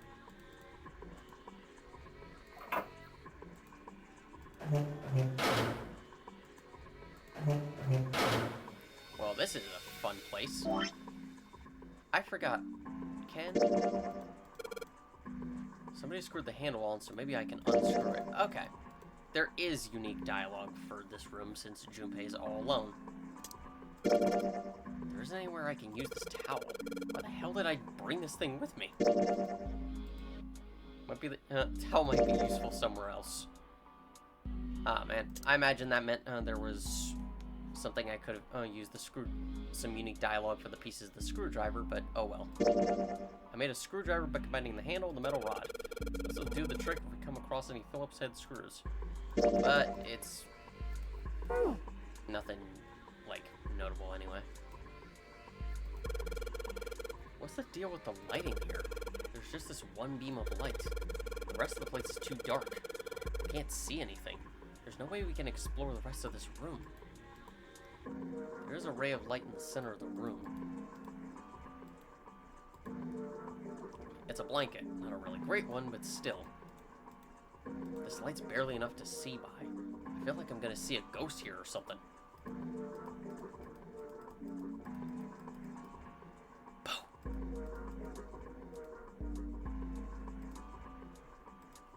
It's a sink, but there's no light shining on it. It's hard to be sure because it's so dark here, but I don't think there's anything going on with the sink. This faucet is too hard to turn. There's no light shining on it. It's a partition that juts out from a dreary wall. Are those scratch marks? Am I seeing things? The mirror seems really high. In fact, it's so high that it's kind of hard to see your reflection in it. Interesting. The mirror is really high up. It looks pretty old, too. I can just barely see a mirror from the light coming through the ceiling.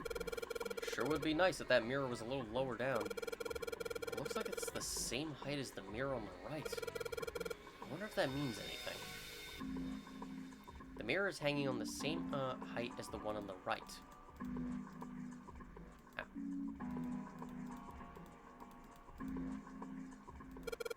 Toilet paper. It's still white enough for me to know what it is, even in the dark. There's nothing out of the ordinary about it. I can see white toilet paper in the darkness. I can just barely make out the string for the toilet, but I can get a hold of it. Damn it! It's kind of pissing me off that I can see it, but I can't touch it. Alright, it took a couple tries, but now I've got you, string. Yes! Now I can pull on it. Huh? Doesn't matter how many times I pull it, there's no flush. I kind of feel like an idiot. I wasted a bunch of time because I was determined to flush a toilet. This toilet won't flush when you pull on the string. Ooh. Looks like a dirty toilet, but it's too dark to tell. What is this? 14 equals E? Probably means a 14 somewhere represents an E, but I don't know what 14 that would be. It says 14 equals E. Oh boy, kids, do you remember your hexadecimal?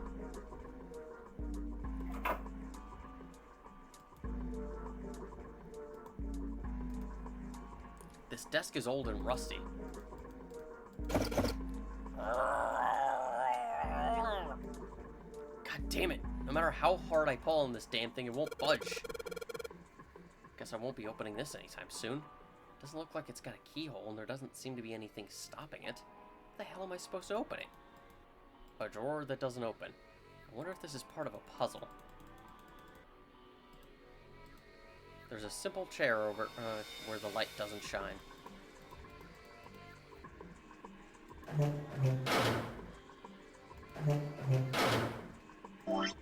Before we do anything else, some last little dialogue from 7. A towel.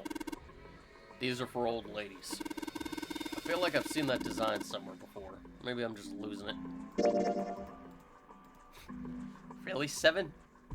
What, do you not use a towel when you get out of the shower or anything? A drawer with a mirror on the back, huh? Where the hell did you find this? The handle looks all weird too. Like, maybe somebody put it with a screw that wasn't supposed to go there?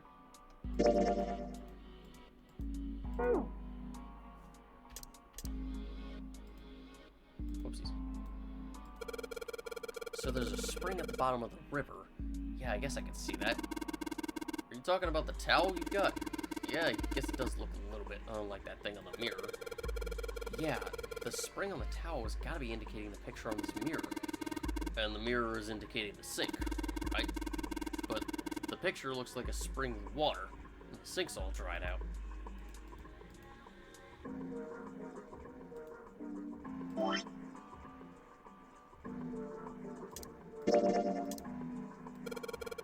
If I use this screwdriver on the screw on the center of the handle, maybe I can... Oh god, that sound. Hey! Did you break it, Junpei? No, dude. Seems kind of weird to have a handle on a wooden drawer like this. This handle. It looks like it should be a handle for that faucet. But the faucet already has a handle. Maybe it goes somewhere else? Sure looks like a handle. This handle goes to the faucet. A drawer with a mirror on the back of it, huh? Don't think it'll do us any good here. Well, you use a mirror to reflect things. Can you think of any other uses for it? Well, if you ask Lotus, she'd probably tell you it'd be real shiny and pretty if we broke it. That's oddly specific. There's a mirror on the back, so I could reflect something with it, and that's all.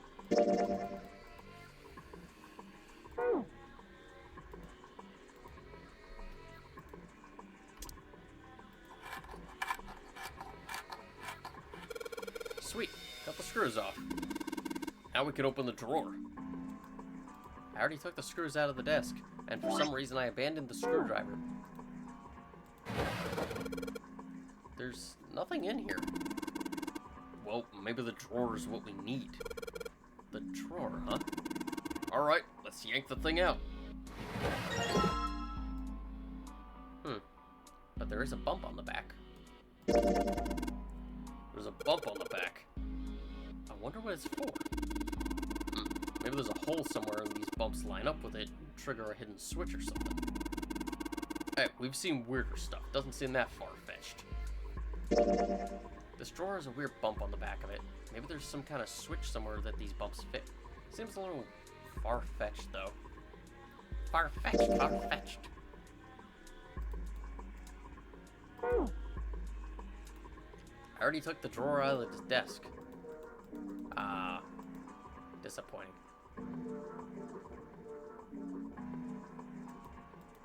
Let's go see Lotus.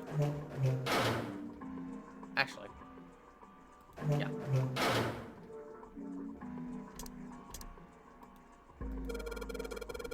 This looks like, just like part of the design on the towel. Do you think it means anything? On the towel, it looks like water is flowing from the river to the spring. Do you think that means we need to make water flow from here?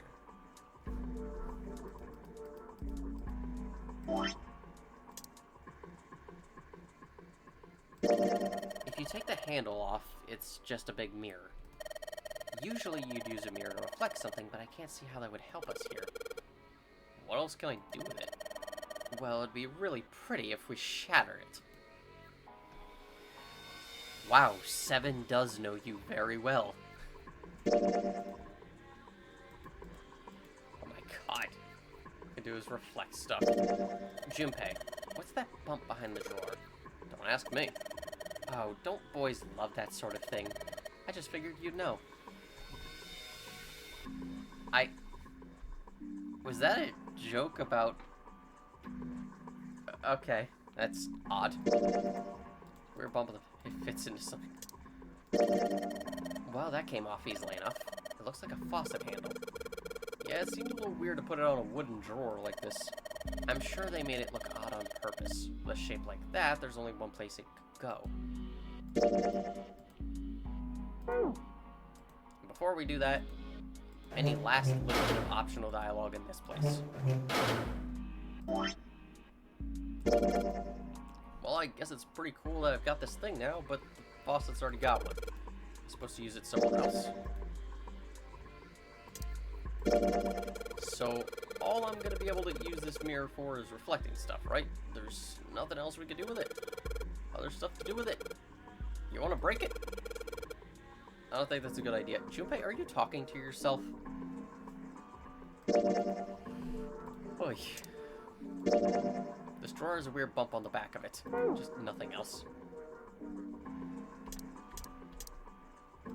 Obviously, use the mirror in this light. Oh yeah, we could probably use this mirror to reflect the light. Now I just gotta figure out where to reflect the light. Maybe if I go somewhere that's a little easier to shine light on. Yep.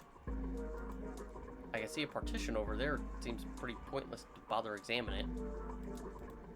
There's nothing special about this toilet paper. I don't think I need to bother shining any light on it. Okay, it's nice to see the sink lit up, I guess, but all it shows to me is the pipe.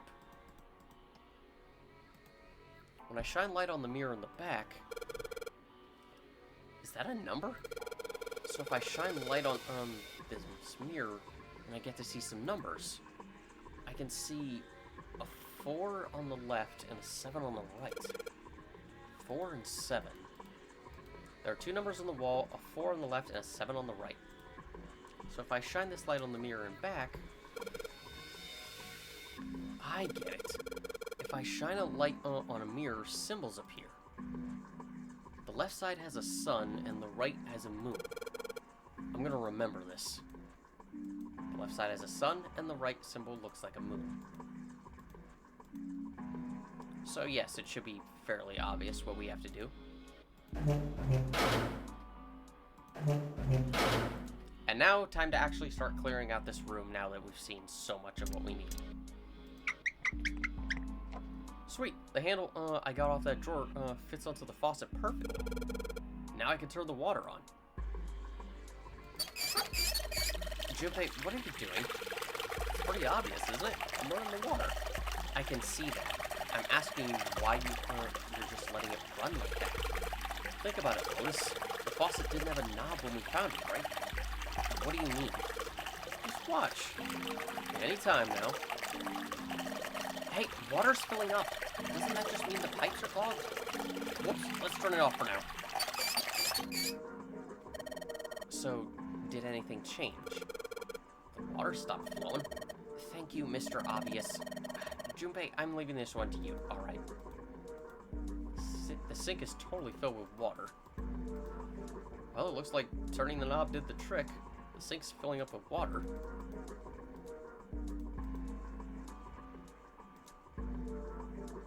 I let the water pour in the sink with the river symbol over it, and it filled up. So, what happened over at the spring mirror?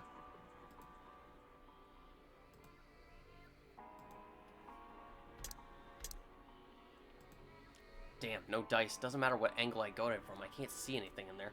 Ah, wrong drawer. Sounded like something falling. What was that? I heard it too. Let's open the drawer. There's a tile in here. I guess that's what made the noise, huh? I see. The drawers weren't the same size. That's why the tile didn't get knocked down by the other drawer. There's an odd-looking tile in the drawer. What is this tile for? Red, blue, gray, several lines in each color. What does it mean? Your guess is as good as mine. Have you taken a close look at this tile, Junpei? I noticed that the 3 red lines here are actually on top of the other lines. The red lines? Yes. The tile with the 3 colored lines on it, right? Junpei, did you notice this? The red lines, don't they look like they form a 14? 14, huh? Yeah, I guess it kind of does. The red lines on the tile look like they make a 14. There's nothing in the drawer. I don't think there's anything else going on with this desk.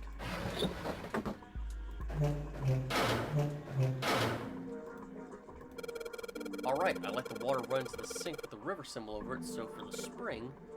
Huh? Something's wrong with the sink. There's something wrong with the sink. There's water in this room too. That means the faucet probably won't turn on because it's part of the puzzle. What do you mean, this room too? Well, I turned on the faucet in the other room and it looks like it made the water come up through here. So the drain in the other room just runs here and the water from over there pushed out this tile. Probably been shut off on purpose. Looks like the water's bubbled up through the drain and pushed the tile out.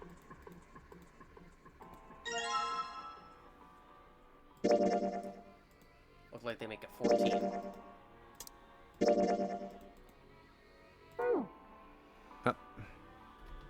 Junpei put the wet tile into his pocket. He was about to turn away when there was a noise behind him. What the? He spun around to see Seven kneeling on the floor. His face was rigid and pale. Droplets of sweat covered his forehead. Hey, what's going on? Are you okay, man? You're sweating like crazy. Are you all right? He was concerned. He'd never seen Seven like this before. Slowly, the other man lifted himself to his feet on shaky legs.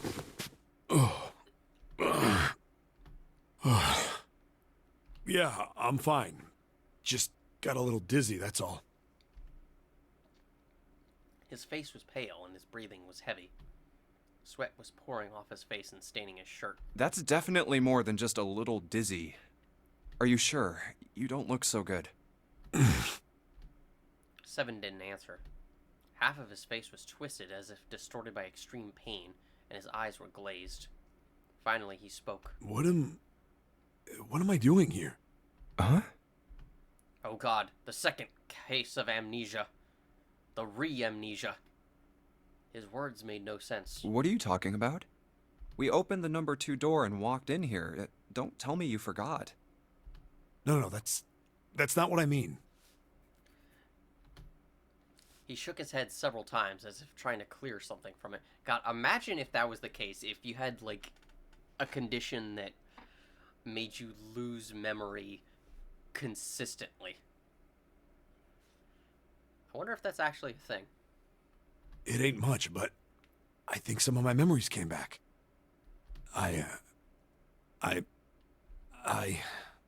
think I've been here before. Huh? I said I've been in this room before. You were here? When? Why? Aoi. Like, Nona.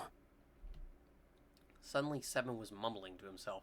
They were words Junpei didn't understand. Seven's hoarse voice trailed off, and Junpei couldn't make out what he'd said. What the hell was that? Seven's brow furrowed furiously, and he ground his teeth back and forth. It's right there. I feel like I'm this close to remembering everything, but I just can't. Seven stopped, frustrated. He pulled his hat off and ran a hand through his hair. Then suddenly he looked up, his eyes wide. That's right, an experiment. There was some kind of experiment going on this ship. An experiment? What sort of experiment? They were trying to control people. Or something like that. What the hell are you talking about? Junpei didn't know what to make of Seven's story. Instead, he simply stared as Seven continued. Aoi, Light, and Nona. Those were their names. Well, some of them. The kids that were in the experiment, I mean. I think there were 4 or 5 more, but I don't remember all their names. Yeah, that's right. That's why I'm here. Seven began to mumble to himself and wander aimlessly about the room. He looked confused. So far as Junpei could tell, the man was simply rambling, and there were odd twitches to his movements. Experiment. Cradle Pharmaceuticals. Those kidnapped kids. Was I working that case? Seven continued to mumble to himself about things that meant nothing to Junpei. Huh? Junpei didn't have any answers for him, of course. He couldn't understand what was happening to Seven. All he could do was wait.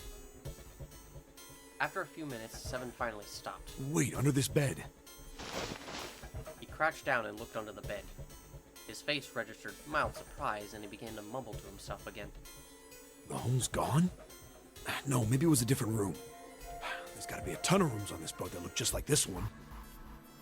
At last, Junpei could contain himself no longer. Hey, what exactly do you remember? Maybe you could stop talking like a crazy person and tell me what's going on here. Seven stood up slowly. Well, it's not like I really remember everything. I've only got bits and pieces, and they're scattered and don't make much sense. I don't care. Tell me the bits and pieces then.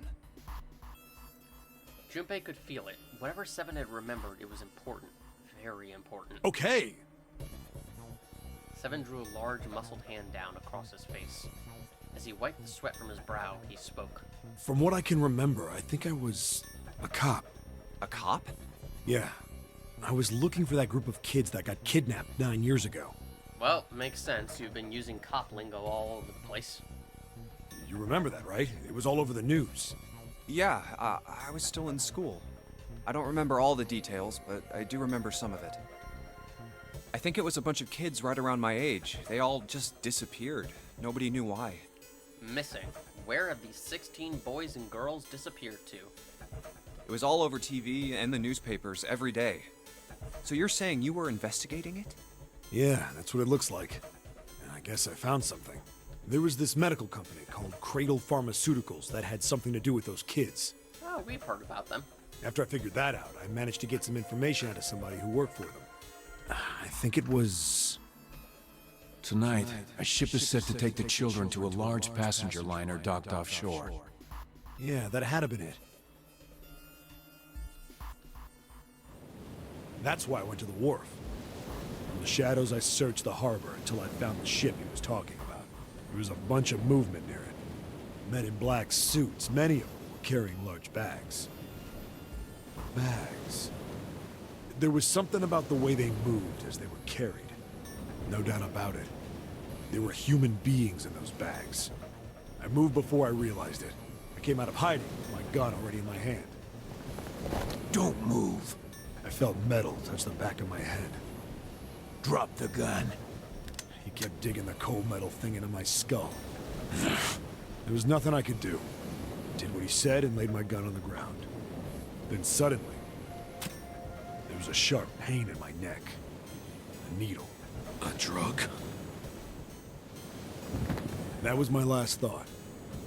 My face hit cold concrete. I was out like a light after that.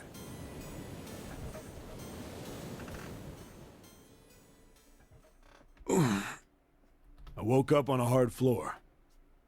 Damn it! Shit, my head hurts. Where am I? A small, shabby bed, a dirty sink, a toilet with no privacy. I'd seen it countless times as a cop. I'm in a cell, huh?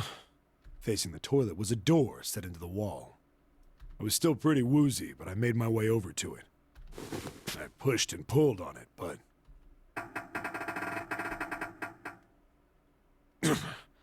it won't open. Not like I expected much else. Would be dumb enough to put me in a cell and leave it unlocked. Threw myself against the door a few times, but it wouldn't budge. I knew it. I gave up and made my way back to the bed, and sat down. I sat there for a very, very long time. Who knows how long. Then, I heard a faint voice. The voice was far away. I couldn't understand what it was saying. It sounded like it said, "There's the 9 door." But I could hear one. It was pretty high, probably a little kid. Huh? No, it was several. I hear 5, or 6, maybe more. Where? Where are they coming from? I pressed my ear to the wall and tried to listen through it. No, that's not it. Left. It's coming from under the bed? I hauled on the metal frame and flipped the thing over. And there it was. The bed had hidden an air vent under it. The hole in the wall was covered by a metal grate. I dropped flat on the floor and peered through the grate. I couldn't see shit, but I knew it in my gut. This was where those voices were coming from. Hold up. Why are there kids here? But then what my inside man told me popped into my head. Tonight, a ship is set to take the children to a large passenger liner docked offshore. Whoa, whoa, whoa. Am I on that ship? It didn't matter. All I knew was I had to get to those kids. I checked out the metal grate.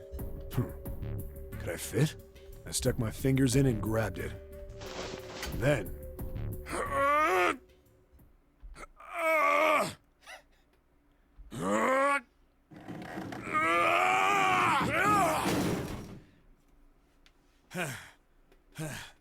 Yeah!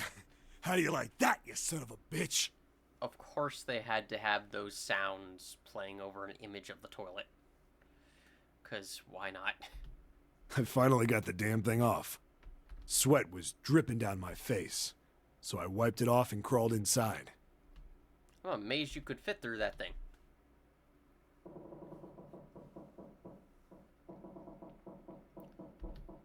Junpei waited for Seven to resume his story.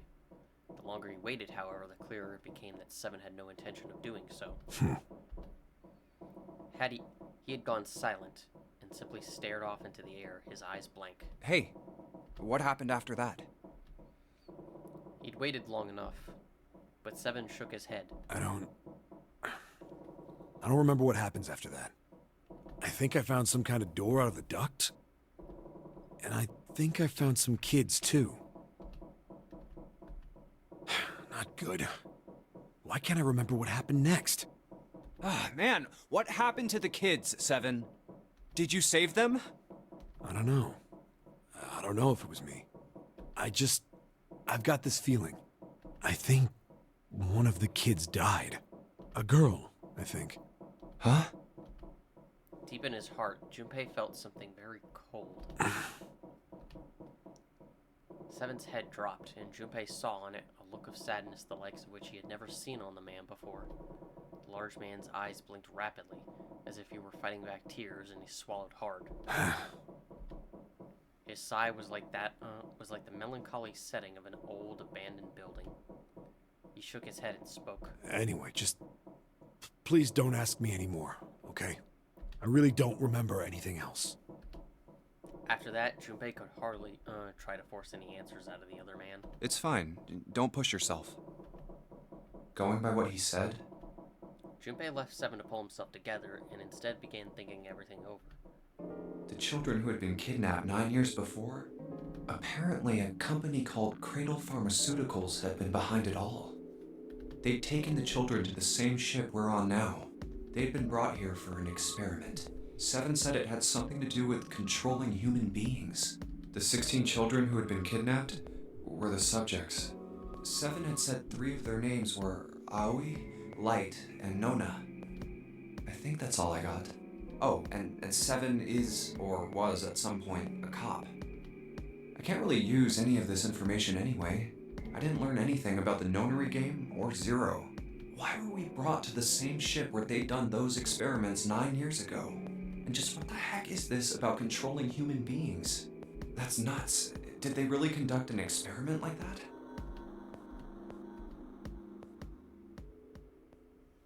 Before long, Junpei realized he had spent quite some time deep in thought. I don't have time to just stand here thinking. I need to get moving. Junpei shook his head quickly to clear it and returned to his investigation, thoughts swirling in his mind.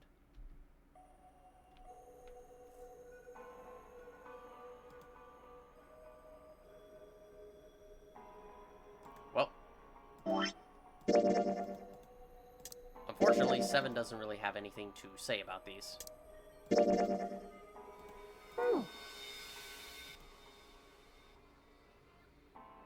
God, where was I? Ah, yes. So, really, there's only one thing left that we can do. Oh, wait a minute. Did I? Nah, okay.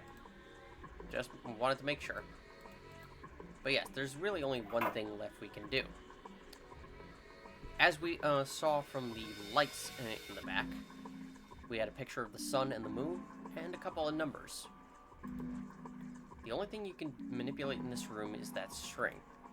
Chances are they made this puzzle so someone wouldn't trigger by accident. I guess I should just keep pulling on this thing then. Alright, here goes. Second pull. Third pull.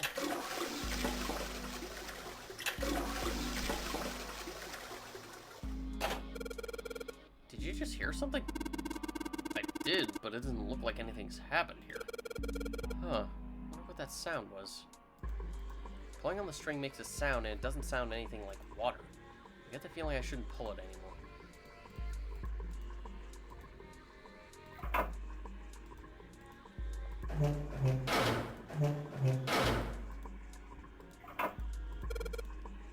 It's the same as the moon symbol we saw in that dark room. Right, there was a number there too, right? Number. That's probably how many times you're supposed to flush. Ugh. I mean, how many times you pull the string. Ah! If the moon we saw in the dark room was talking about this toilet, then the number must be how many times we have to pull the string. I missed the little optional dialogue with 7, but whatever. So this is what the moon symbol was pointing to, huh? They probably made it so someone wouldn't trigger by accident. If that's the case, I'm not gonna go back for those. Second time. And a third time. Fourth time. Fifth time. This is the 6th consecutive time.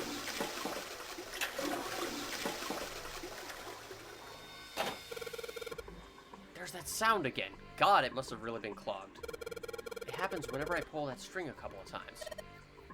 Junpei, did you hear something from the other room? The other room? You mean from the dark room? Wait, what was that noise? How many times did I pull this thing? Maybe I shouldn't pull it anymore.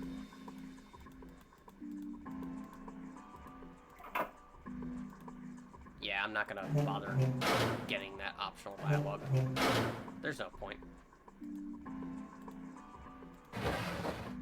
There we go. Well, this drawer opens easily enough. There's something in the desk.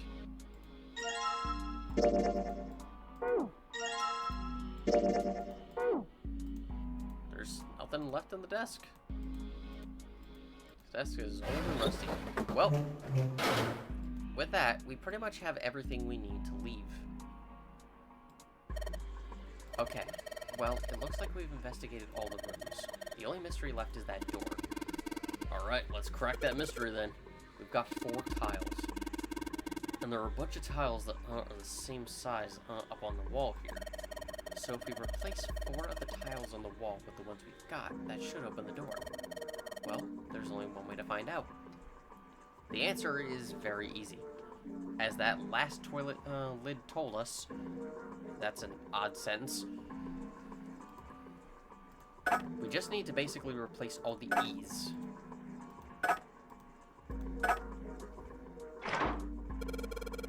Hey, did you just hear something unlock? Does that mean we got it right? Yes, it looks like we did.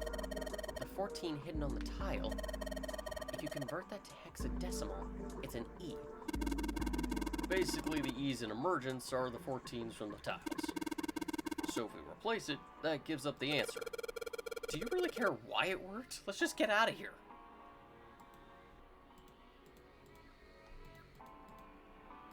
I wonder if the exit's open already. I don't have anything else to do here. Okay, so yeah, nothing else to say. Got it. Yes! Let's go. You found it.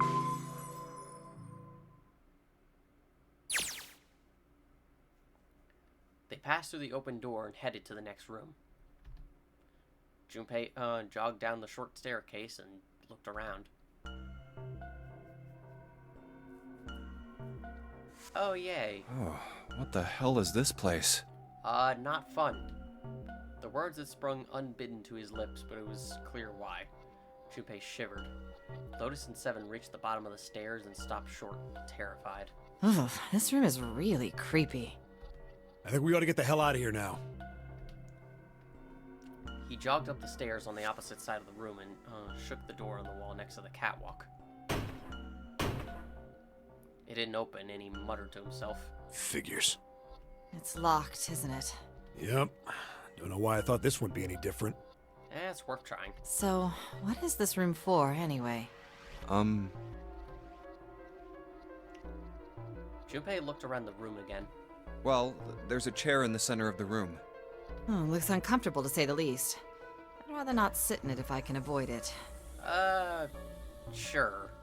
If you can avoid it. The back of it was covered with electrodes connected to a nest of wires. Looks like it's placed over some kind of glass panel. Too dark to look through it, though. Junpei turned to look at the right side of the room. There was a table covered with a piece of cloth. This isn't dried blood on the tablecloth, is it? On top of the table were a number of metal instruments. Junpei didn't know what they were for, and he had a feeling he didn't want to find out. Oh, what the hell is this? What are these tools for? That's not something I even want to think about. Junpei shook his head in an attempt to clear it and tried to focus on something else. No doubt about it. This room's dangerous. Let's make our search quick so we can solve the puzzle and get the hell out of here. Come on. Yep.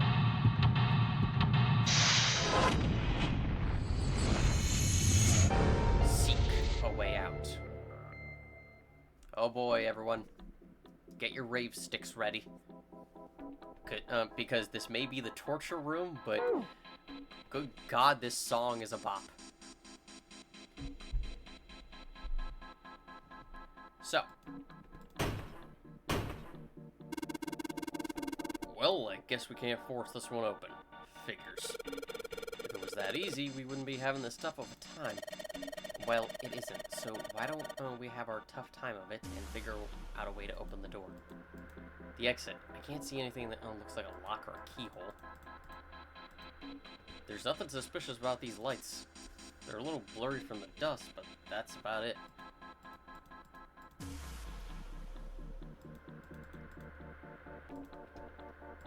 Surprisingly not that much to click on. It looks like this catwalk goes across about half of the room. I think it's made like that so you can get around without standing on the floor. Catwalk that wraps around half of the room.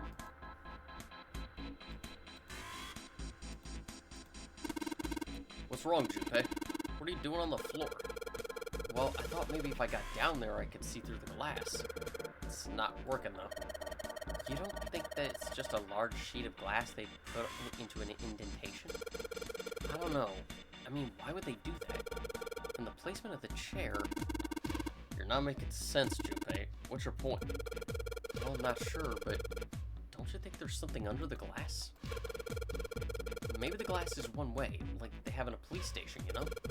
Or maybe it's just covered with something that makes it opaque. It doesn't matter how close I get. I still can't see anything. Echoes when I knock on it, though. I wonder if it's hollow.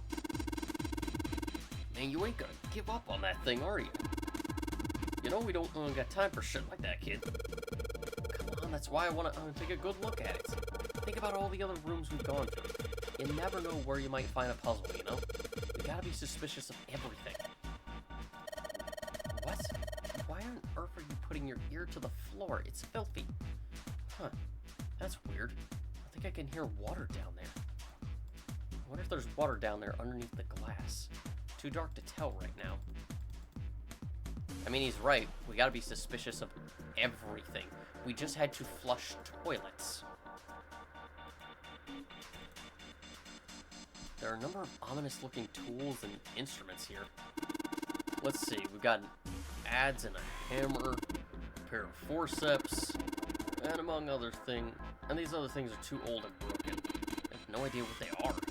Hey, doesn't this wrench look way too new to be here with all this other stuff? Yes, it does. I hadn't noticed it before you mentioned it, but it's not rusty at all.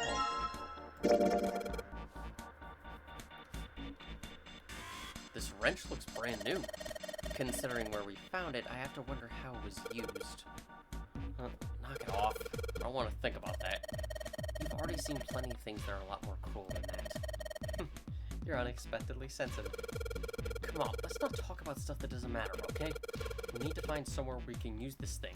A brand new wrench. Maybe I can use it to unscrew bolts or something. A number of rusty torture tools are lined up here. I don't think there's anything else we need. A set of rusty stairs that lead to the door we came through. What? Do you want to go back, Junpei? I wish solving this puzzle were that easy.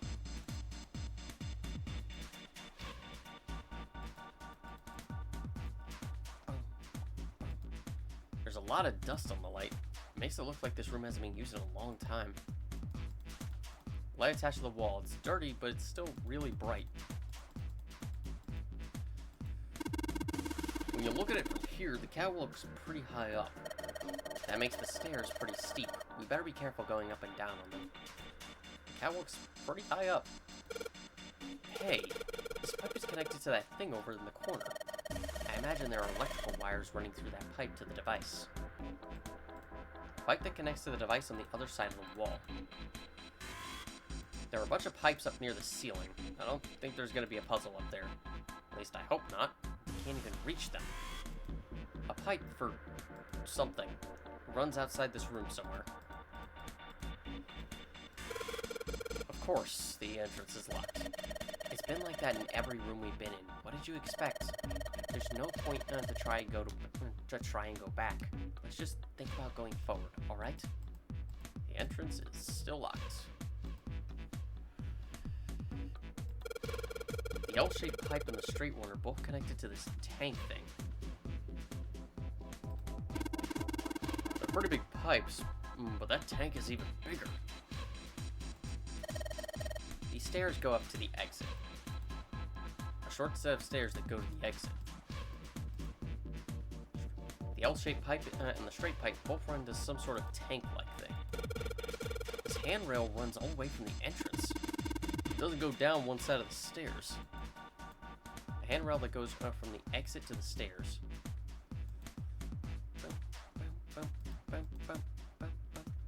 I'm sorry, this is just very catchy. A really creepy chair. The manacles made me think it was used to torture people. Well, we can't open these manacles without a key. There's some sort of weird symbol on them. What kind of symbol? Well, if I got this right, I think it's the sun symbol. The manacles are still locked in place. They've got a sun symbol engraved on them.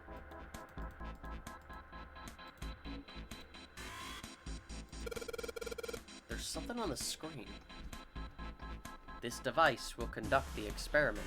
Once the experiment has been completed, the door will unlock. First, adjust the switches to match the blocks in the sample above. Huh. I don't know what this thing is, but we gotta figure out this puzzle. It's right next to a torture chair. Whatever it is, I don't think it's good. Anyway, we just adjust the switches to match the blocks up on top, right? You adjust the switches shown at the four corners of the screen, then press the check button. Junpei, we don't know what this thing does. You can always come back to it later. There are lots of other things you could do. So,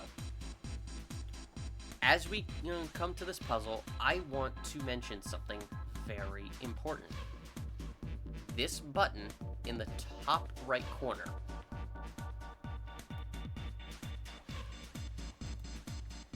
Many people do not click this button because they think that since it's labeled as hint, that means they're cheating. That is not the case. Remember, this game was originally released for the Nintendo DS. And so it utilized things like the dual screens.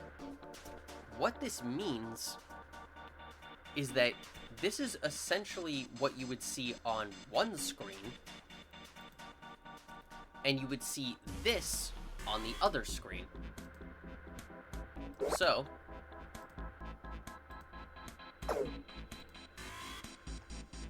that would be essentially your indication for what you're supposed to do.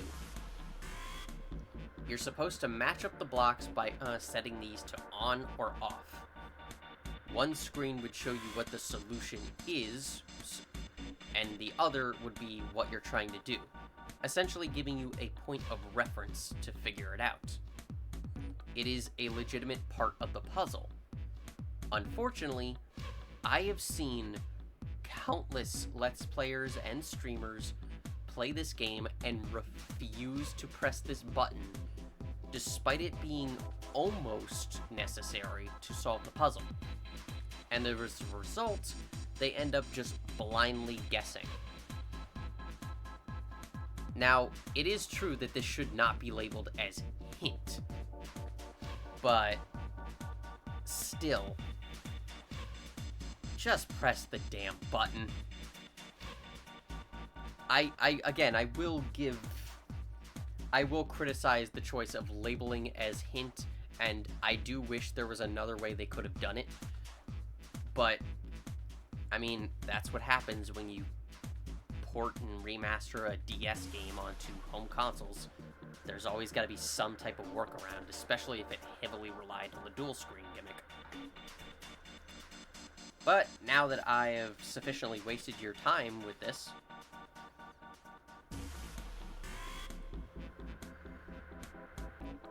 the solution is to turn all of them on except for the bottom left. Something rather notable is that this solution is actually different in the original DS version, where you actually had to have all of them on except for the bottom right. I don't know why they changed it for the remaster, but it's a little bit of trivia for you. Adjustment is completed. Now proceeding to execution phase. To complete the experiment, data must be collected from subject. Once preparation is finished, place subject in chair. Whoa, I thought we solved the puzzle already. What does it mean by preparation? I don't know. I've got a bad feeling about this. I think this means one of us has got to sit in a chair. Well, 7's never going to fit in that thing. It's either you or me, Junpei. Collecting data. I wonder if it's going to run electricity through the subject. There's a human head on the screen. Maybe it's going to zap the brain with a little electricity? This really doesn't sound safe. Anyway, we've still got time to prepare. We can talk about this after we figured out what it means by preparation, alright? Well, it wants us to prepare, so maybe we ought to ask it what we need to do. Error. The disposal tank is closed. Please fill tank with water. What tank? Oh man, don't tell me we've got to do something with a water tank. Well, there's probably something around here to open the tank, or whatever it's asking us to do. Looks like the only controls are in this room. Screen says to fill the tank with water. We need to find the controls for the tank, I guess.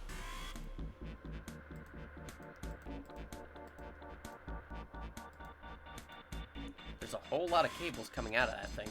It's really kind of a mess. I can barely tell which is which.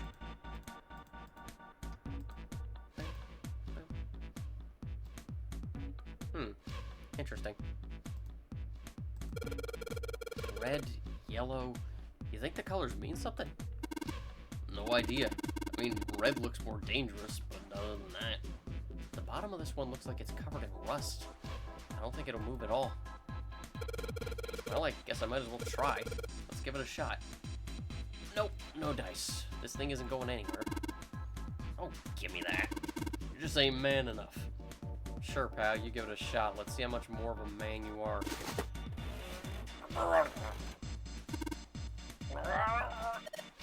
Hey, you're going to break it.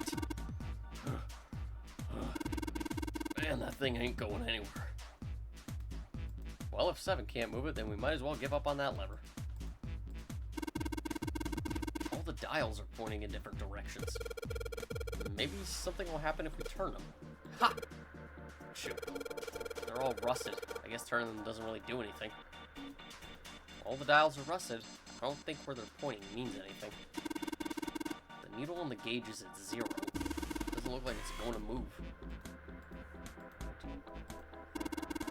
There are a ton of knobs here. Doesn't seem like any of them do anything, though. Do you think it's broken? I can't get it to do anything. I shouldn't waste my time messing around with it. These levers have got to turn something on. Of course they would. All they could do is turn something on or off. What's important is what they turn on or off. Don't say the floor is suddenly going to open up. I can see some oil or something down there at the base of the lever. Yeah, it feels like it's got some movement to it. I should be able to pull this one. Alright, let's pull the lever. Is that water? What the hell? What's going on? Will you calm down? It's just water going somewhere. It sounds like it's underneath us. That means the floor... Oh! Junpei, look. What's she... Oh, damn. I can see through the glass now. Probably shouldn't mess with that anymore. You never know what might happen. Oh, I want to touch it. I want to touch it. I was hoping for some optional dialogue. Oh, a shark! There are a couple of letters in the color blood written on the shark's belly. It's dead. Looks like the letters are E, D, B, and F. Whatever these are for has to be in this room somewhere. E, D, B, and F on the shark's underside. Wherever those letters go has to be in the room somewhere. Guess the shark was someone's pet, huh? That was a bit of a surprise. You die on the chair, you get dumped into the water, and he cleans up the mess. Convenient. The only thing in the water is the dead shark. Fun fact, according to the Q&A, this shark's name is actually Moby Dick. I'm not joking. So, it should be fairly obvious. We have a bunch of buttons here. E, D, B, and F. There are a bunch of buttons here with the letters A through F on them. Let's push some of them. There you go. So if I press it again, back you come. I guess these buttons switch something on or off when you push them. E, D, B, F. What? There's a strange noise coming from the chair. It looks like it's been turned on. I guess the puzzle here was that the power had to be sent in a specific way. This combination already made something happen. Probably shouldn't touch anymore.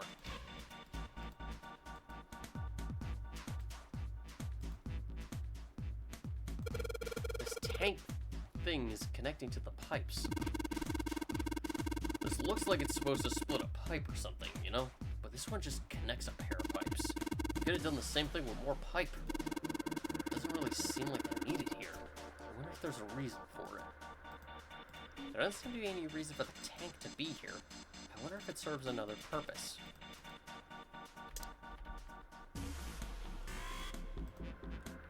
The cover's bolted on there pretty good. Should be able to get those bolts off with this wrench we just found, though. Sweet, it's open. There's a metal pipe connected to the big tank-like thing. What on... I'm sorry, what are Earth? What are Earth is hitting that pipe supposed to accomplish? Typo. I'm trying to find out if it's hollow. What did you find out? I found out that I don't know enough about pipes to know if it's hollow or not. Ah, Junpei, you're a treasure. This paint on this pipe is faded. The hole's too small. You can't see in, even with the cover off. Well, you can't see in, but I think there's enough room to stick your arm in. Are you sure you want to do that? There could be something dangerous in there. Okay, I admit that scares me. Look what we need to see if there's anything useful in there. Whoopsies. Alright, here we go. Arm into the hole. Hey, I think I can feel something. It's small, cold, and hard. Doesn't feel like there's anything else in there. Alright, let's see what this thing is. A key with the sun symbol on it. We should be able to open the other door with this. Yeah, but we gotta get out of this room before we can do it. And we're probably gonna need the sun key to do that. But none of the doors in this room have keyholes. I bet we gotta use it on something that's not a door. Key with the sun symbol on it. I don't think it goes to any of the doors in this room. there's nothing in there anymore. Nothing in the tank anymore. I found the sun key hidden inside the tank.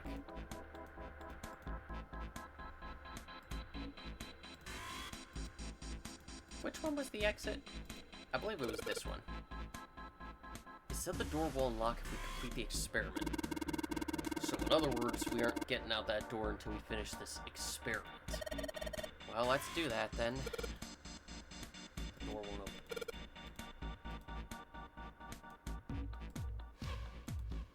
Looks like the letters underside are for the buttons on the control panel. The only thing in the water is a dead shark.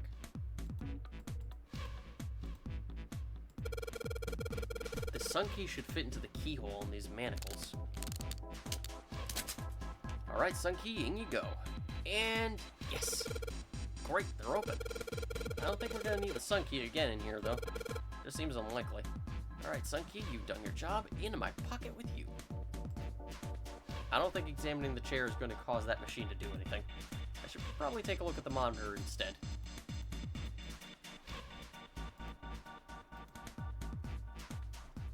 The restraining device is unlocked. Please seat subject in device. The message on the screen was disturbingly detached. Well, like we thought, it's not going to work unless someone sits in it. How ironic that this would be the situation in which this slim, beautiful body is useful. Lotus, are you sure? I can sit in it and you can solve. Junpei's right.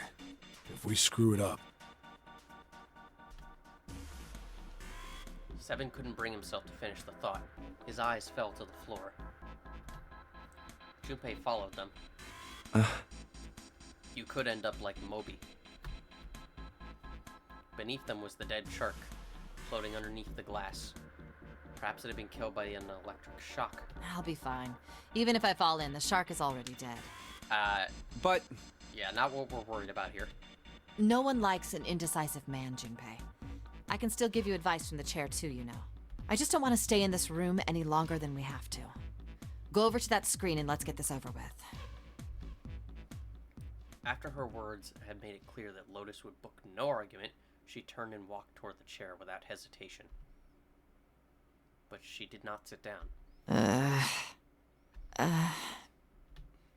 Despite what she had said, she did indeed feel hesitation. Her legs shook. Look, do you think you could do me one last favor?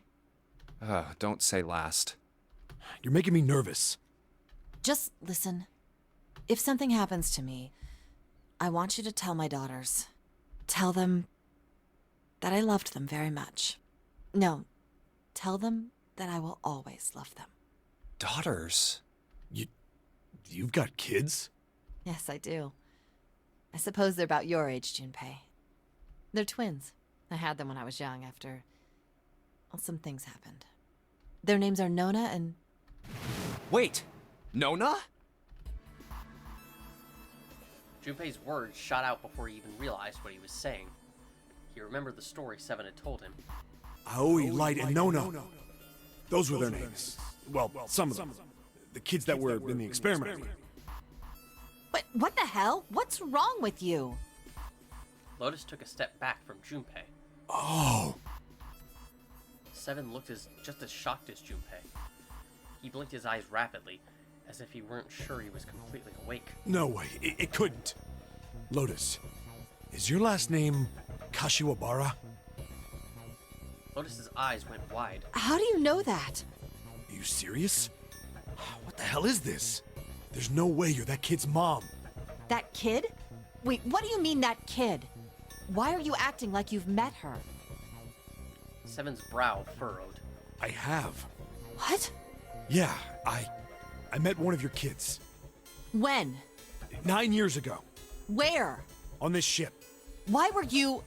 It's not a short story. It really is not. Look, I don't care how long it is. Tell me, please, what happened here? Fine, I'll tell you. Seven glanced at Junpei, then turned back to Lotus and began to speak. It was the same story Junpei had heard only minutes before. Every detail. But... And then, that was when. We are getting the abridged version of the story. From there, it looked like Just as if, finally. That's all I remember from 9 years ago. That must have been odd to record, just saying these brief phrases. At last, 7 finished. Lotus shook her head. Oh my god. Everything I've been looking for the last 9 years. It always comes down to 9. The person who had all the answers was right here. Looking for? Yes, that's right. 9 years ago, my daughters disappeared. Then 9 days later, they came back. They never told me what happened to them over those 9 days. I took them to the doctor, but I was told they hadn't been hurt in any way. Still, I was sure that they had been through something terrible. So I couldn't bring myself to force them to talk about it. If I did, then I'd force them to relive whatever horrors they'd been through. I didn't have any choice. I had to try and ignore it and move on. Oh. A few months passed. Gradually, they started to act like they always had, before they disappeared. They smiled and made jokes and did all the silly things kids do. It got harder and harder for me to ask them about what happened. Eventually, I knew there was no way I could do it. Damn it. Sorry about that.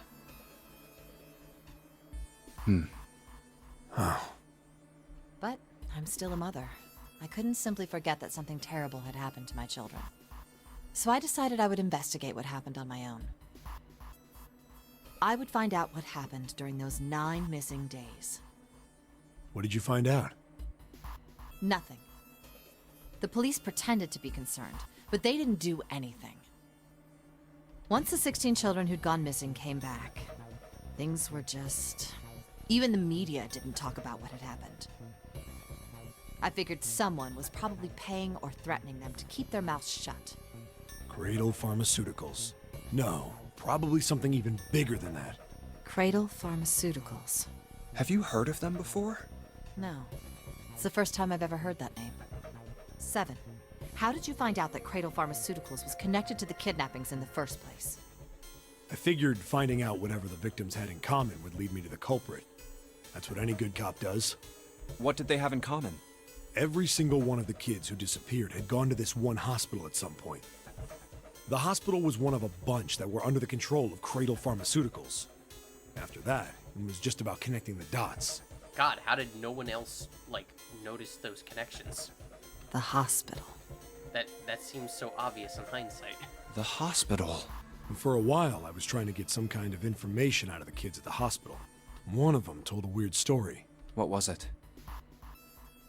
Have you heard about the Gansfeld experiment? Oh boy, kids, it's time to learn more about stuff. And again, sorry about skipping that brief line of dialogue from Lotus. That's what happens when you're answering a text while you're recording. You're not looking at what you're doing. I guess all these kids had to go through it while they were at the hospital. I think it was passed off as some sort of counseling. What did you call it again? Oh, the Gansfeld experiment. This is how it's set up. First, subjects Q and A are put into separate rooms, far away from one another. Then a series of video images are shown to subject Q, who is told to send the images to subject A by thinking about them. Subject A, on the other hand, is put in a large reclining chair and given a blindfold. With their senses cut off, A is asked to guess what images Q is looking at. Oh, yes, I've heard of that. It's a famous telepathy experiment, isn't it? Telepathy. Always back to telepathy. That's how the experiment on this ship was supposed to work. The experiment to control people, right? Yeah. I don't know if any of the telepathy stuff really exists, but maybe someone from Cradle Pharmaceuticals bought into it. Lotus grunted. 7 had been thinking hard for the last several minutes and finally spoke. Even if that is the case, I still don't get how that has anything to do with any of this. The notary game, Zero, why we were kidnapped. What does any of that have to do with telepathy? I know I brought all this up, but I have no idea. Maybe none of this stuff is connected after all. Maybe. Fun fact, the Gansfeld experiment is a real thing. Of course, the explanation 7 gave us, albeit brief, is a very simplified version of it. But if you want to know more about it, go do some research. It's actually more complicated than you think. Then, in that moment of silence, God, I hate that sound. A cold voice echoed down from the ceiling. No subject has been detected. Unless a subject is detected within 60 seconds, all power will be shut down. System recovery is estimated to take 1 hour. Oh God, we don't have that kind of time. If you wish to proceed with the experiment, please seat subject in the restraining device. Whoa, that doesn't sound good. Yeah, we don't have an hour to waste. Yeah. Okay, I'm going. Oh, no, that's not what we... Just hurry up and get it over with. Junpei, I'm counting on you. Right. Yep, got it. Lotus sat down on the chair. Junpei looked at her one last time, then made his way to the monitor. Lotus, please, tell me right away if you feel anything weird. You worry too much. Now get on with it and be a man, or June's gonna leave you. Lotus was putting on the best act she could manage, but her legs were shaking so much that if she hadn't been sitting, she likely would have fallen down. Lotus. Failure was not acceptable. Okay, let's do this. Junpei took one last deep breath and stared at the monitor. So, we have another one of these puzzles. Unlike in the previous puzzle, the solution is the same in both the DS version and this version. Once again, use the hint button. The hint button is meant to help indicate this because, again, if you're not using it, it will very much be random guessing.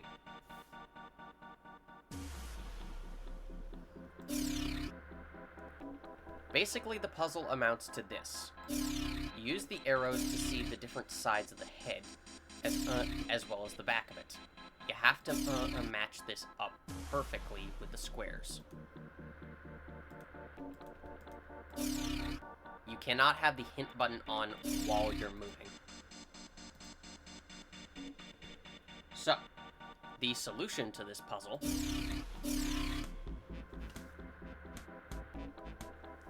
is 2 on the left side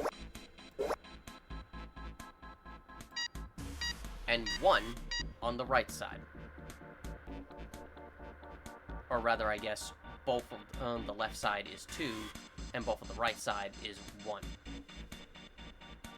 It's honestly, even with the hint button, you'll probably still be guessing mostly.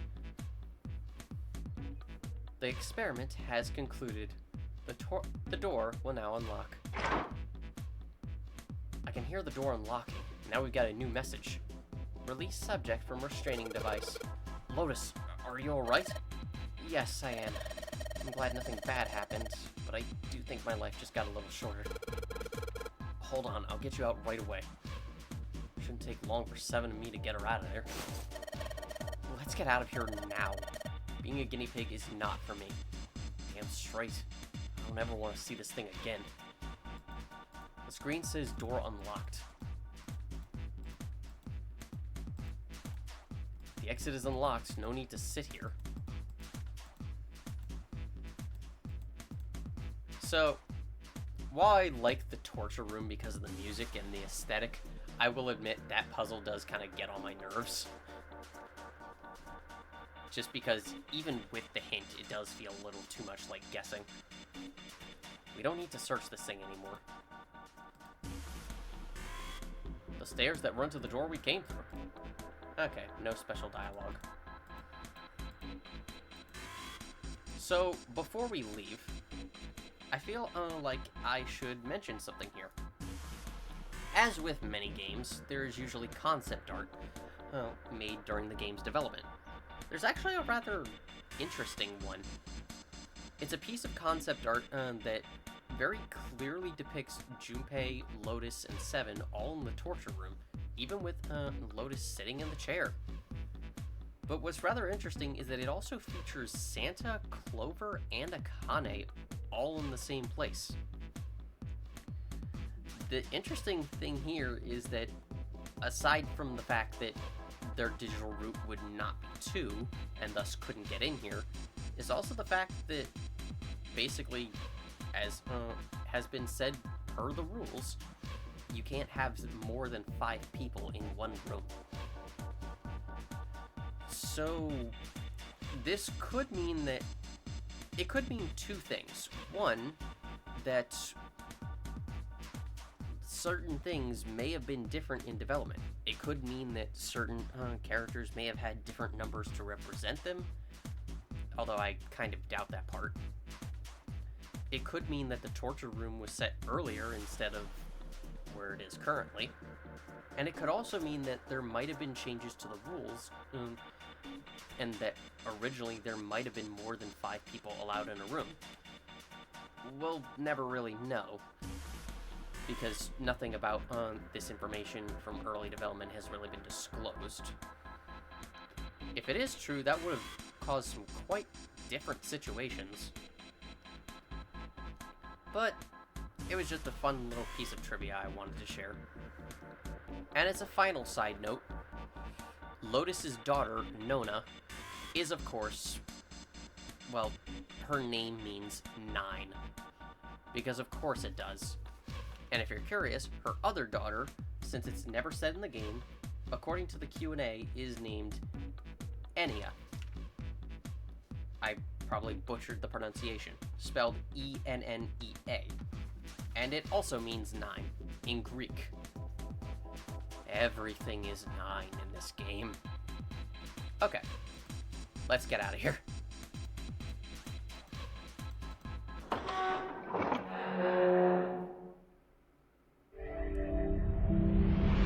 You found it. I'm sure we're headed to a happy conclusion. The hallway goes to the left. Yeah, but I don't see any doors. Guess we just need to keep going. Right, let's go. Yup. Just keep swimming, just keep swimming. What do? We swim. It turned left twice before they saw the elevator. An elevator. Just what we need. Let's take this to C deck. In silence, they jogged up to it. Junpei pushed the C button. The elevator motor ground away, and before long, they found themselves once again on C deck. The door opened, and they stepped off. Huh? They expected to find 4 other people waiting for them. There were none. No one's here. Where did they go? I have no idea. Lotus shrugged. Something in the pit of Junpei's stomach stirred. He tried to forget the feeling and took off down the long hallway before him. Hey, Junpei! We should follow him. Seven and Lotus followed at a run. They ran and ran and ran. The hallway seemed endless. I know where we need to go. The door behind the central staircase. There was a sun symbol on the keyhole of that door. And I happen to have the sun key in my pocket right now. This should open that door. That was why they ran for the central staircase. They had run for quite some time when they arrived at the door that ended the hallway. Junpei stopped. All right, time to open this. He laid his hand on the doorknob, his breathing heavy. Seven laid a hand on his arm. Hold on a sec there. Huh? We don't have the key for this one yet, right? This is the Jupiter symbol engraved over the keyhole. That's... Oh, it's the Jupiter symbol.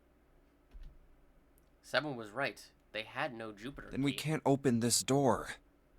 Unfortunately, no, we can't. Jeez, the sun door's gotta be just on the other side of this, you know? We can't just stop... Frustrated, he twisted the doorknob. The door opened. Hey, it opened. What? And the others must have found the Jupiter key. Well, what are we waiting for? As he spoke, he shoved the door the rest of the way open. They rushed through and stopped cold. What? The terrible scene before them made their blood run cold. 3 people lay dead on the floor, covered in blood. Why? Junpei felt a cold sweat trickle down his spine. He couldn't breathe. His legs shook. His body felt cold, deathly cold. But his blood was boiling hot. He could feel his mind begin to fade. He couldn't think. He couldn't concentrate. His mind was blank. What the hell? What the hell happened? Seven's voice was weak and broken. He edged towards the bodies, his movements stiff. Clover. He bent down over Clover and pressed his fingers to her wrist. Nothing. She's dead. Suddenly, Lotus moved. Before he understood what was happening, her hand was in Junpei's vest pocket. Hey, what are you doing? He leapt back. Lotus looked at him, terrified. The key! Get me the sun key! Why? Why do you think? We have to get out of here before the murderer comes back! The murderer? The murderer. The murderer. Once again, Junpei looked at the dead bodies. Santa, Clover, and Ace. 3 people, 3 dead bodies. That means that the person who had killed them was... No. No, it can't be true. Give it to me! Before Junpei could react, Lotus dove back into his pocket and came out with the key. Let's go! Without waiting for Seven or Junpei, she ran straight for the central staircase. They followed. Junpei shut his eyes and swallowed his emotions. Morning would have to wait. Soon they stood in front of the door. Open! Lotus shoved the sun key into the keyhole and twisted it hard. But Why?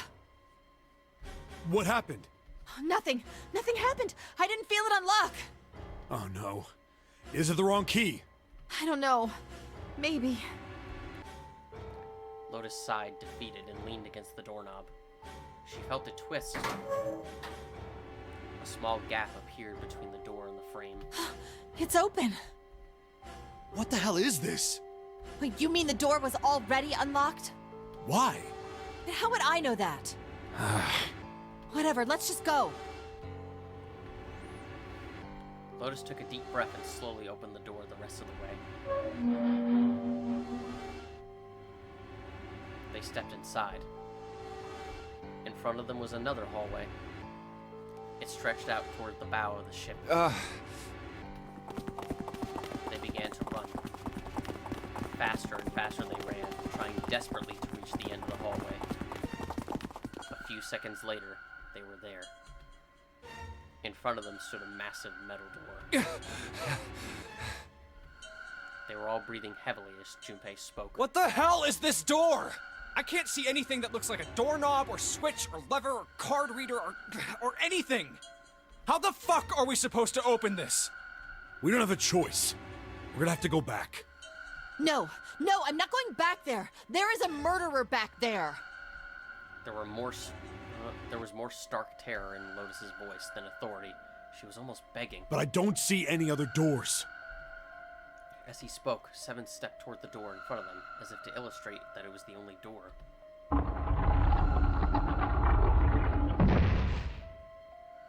No way. It opened by itself. It's an automatic door? Look, guys, I've got a really bad feeling about all this.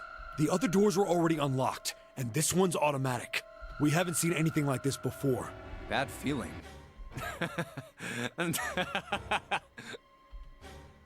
How could their situation possibly get worse? 3 people were already dead. We've hit bottom. This can't get any worse. Shit! Hey, Junpei! He stepped through the door. I can't take this anymore. No one can.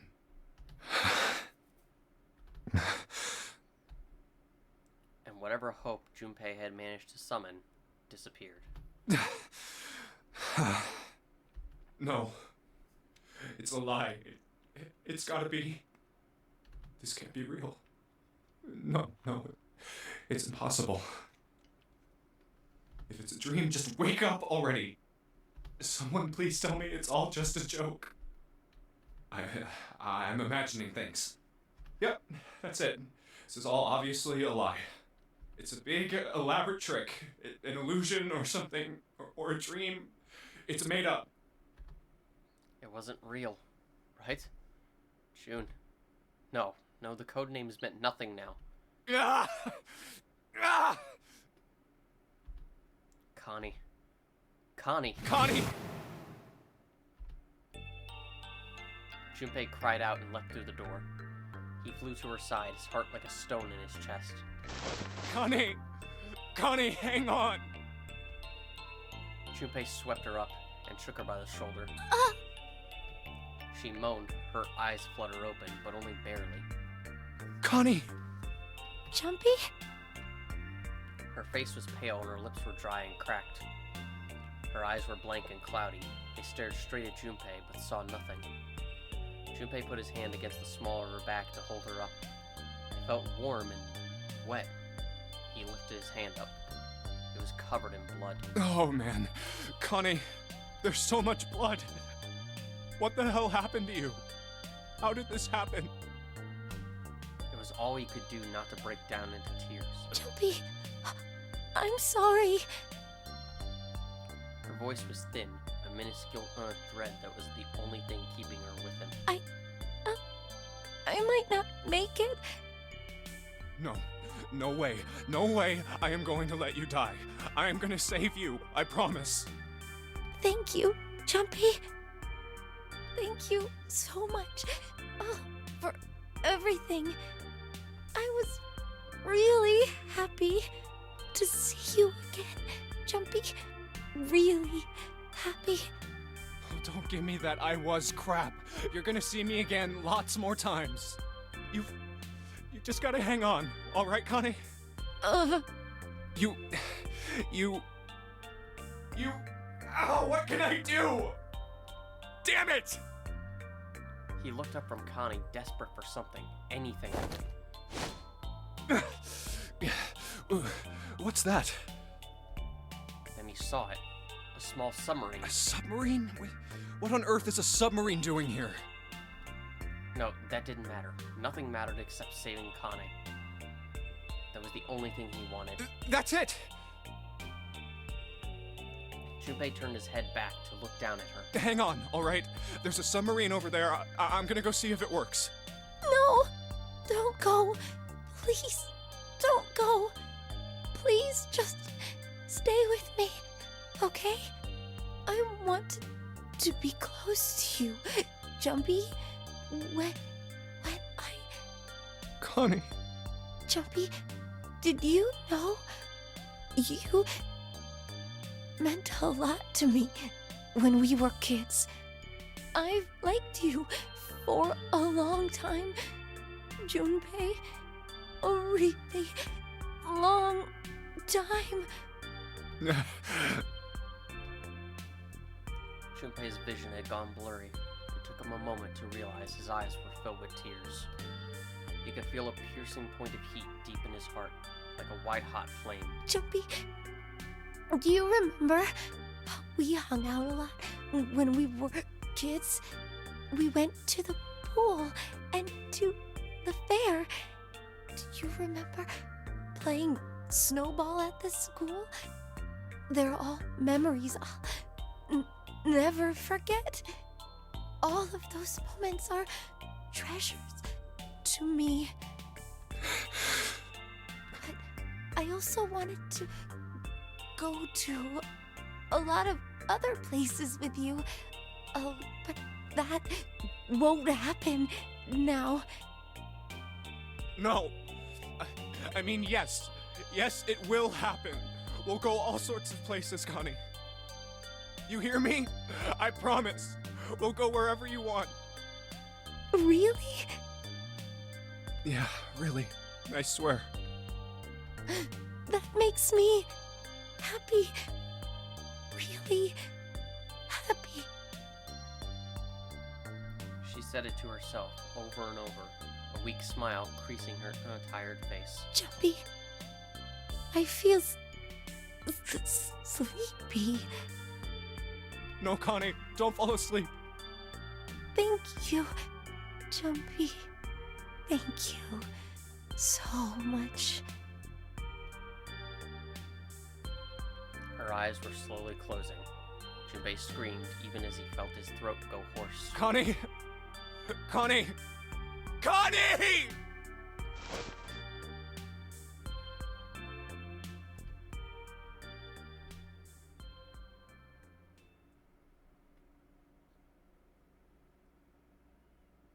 Time passed. Junpei wept, curled around Connie's body. He cried and cried until he had no tears left. When the last tear fell, Junpei was no more. His body remained, but only as an empty shell. Somewhere, he heard a bell ring. It was the clock at the central staircase.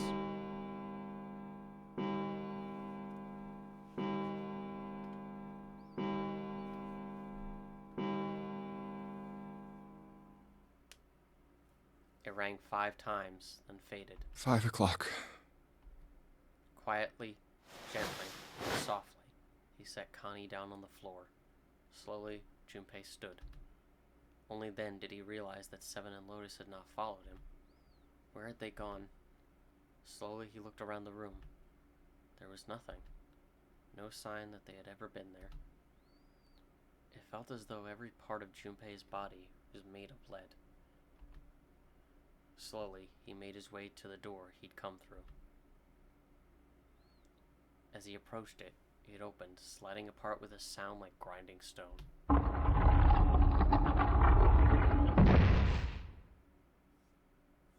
Junpei passed through the gate and into the hallway. His heart rattled in his chest, an empty, lifeless thing. It had been so utterly broken that there was nothing left to feel. When he saw their bodies, he simply stared.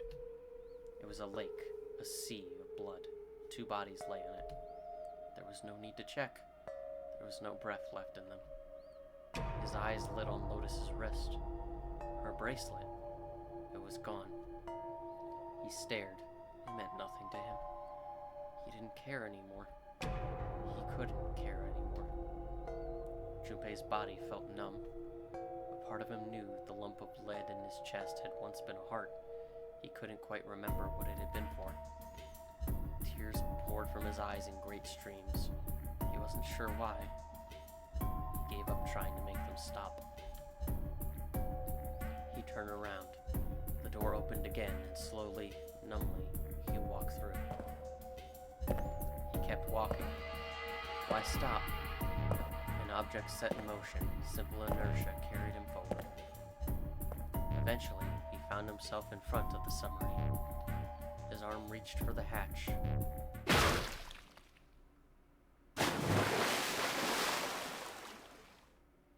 And then he was floating in water. His eyes stared down into it. He couldn't see the bottom. His back was hot. Dimly, he felt the blade of a knife in it. Who?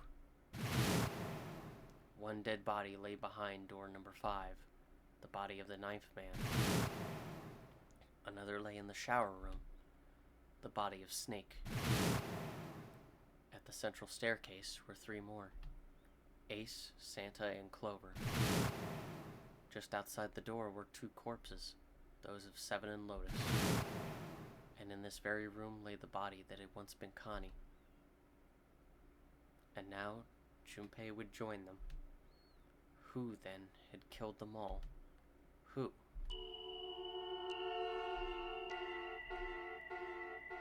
Junpei let out one last breath. Faintly, he felt the bubbles creep up the side of his face. His consciousness faded quickly, dissolving away to the cold, gentle lapping of the water.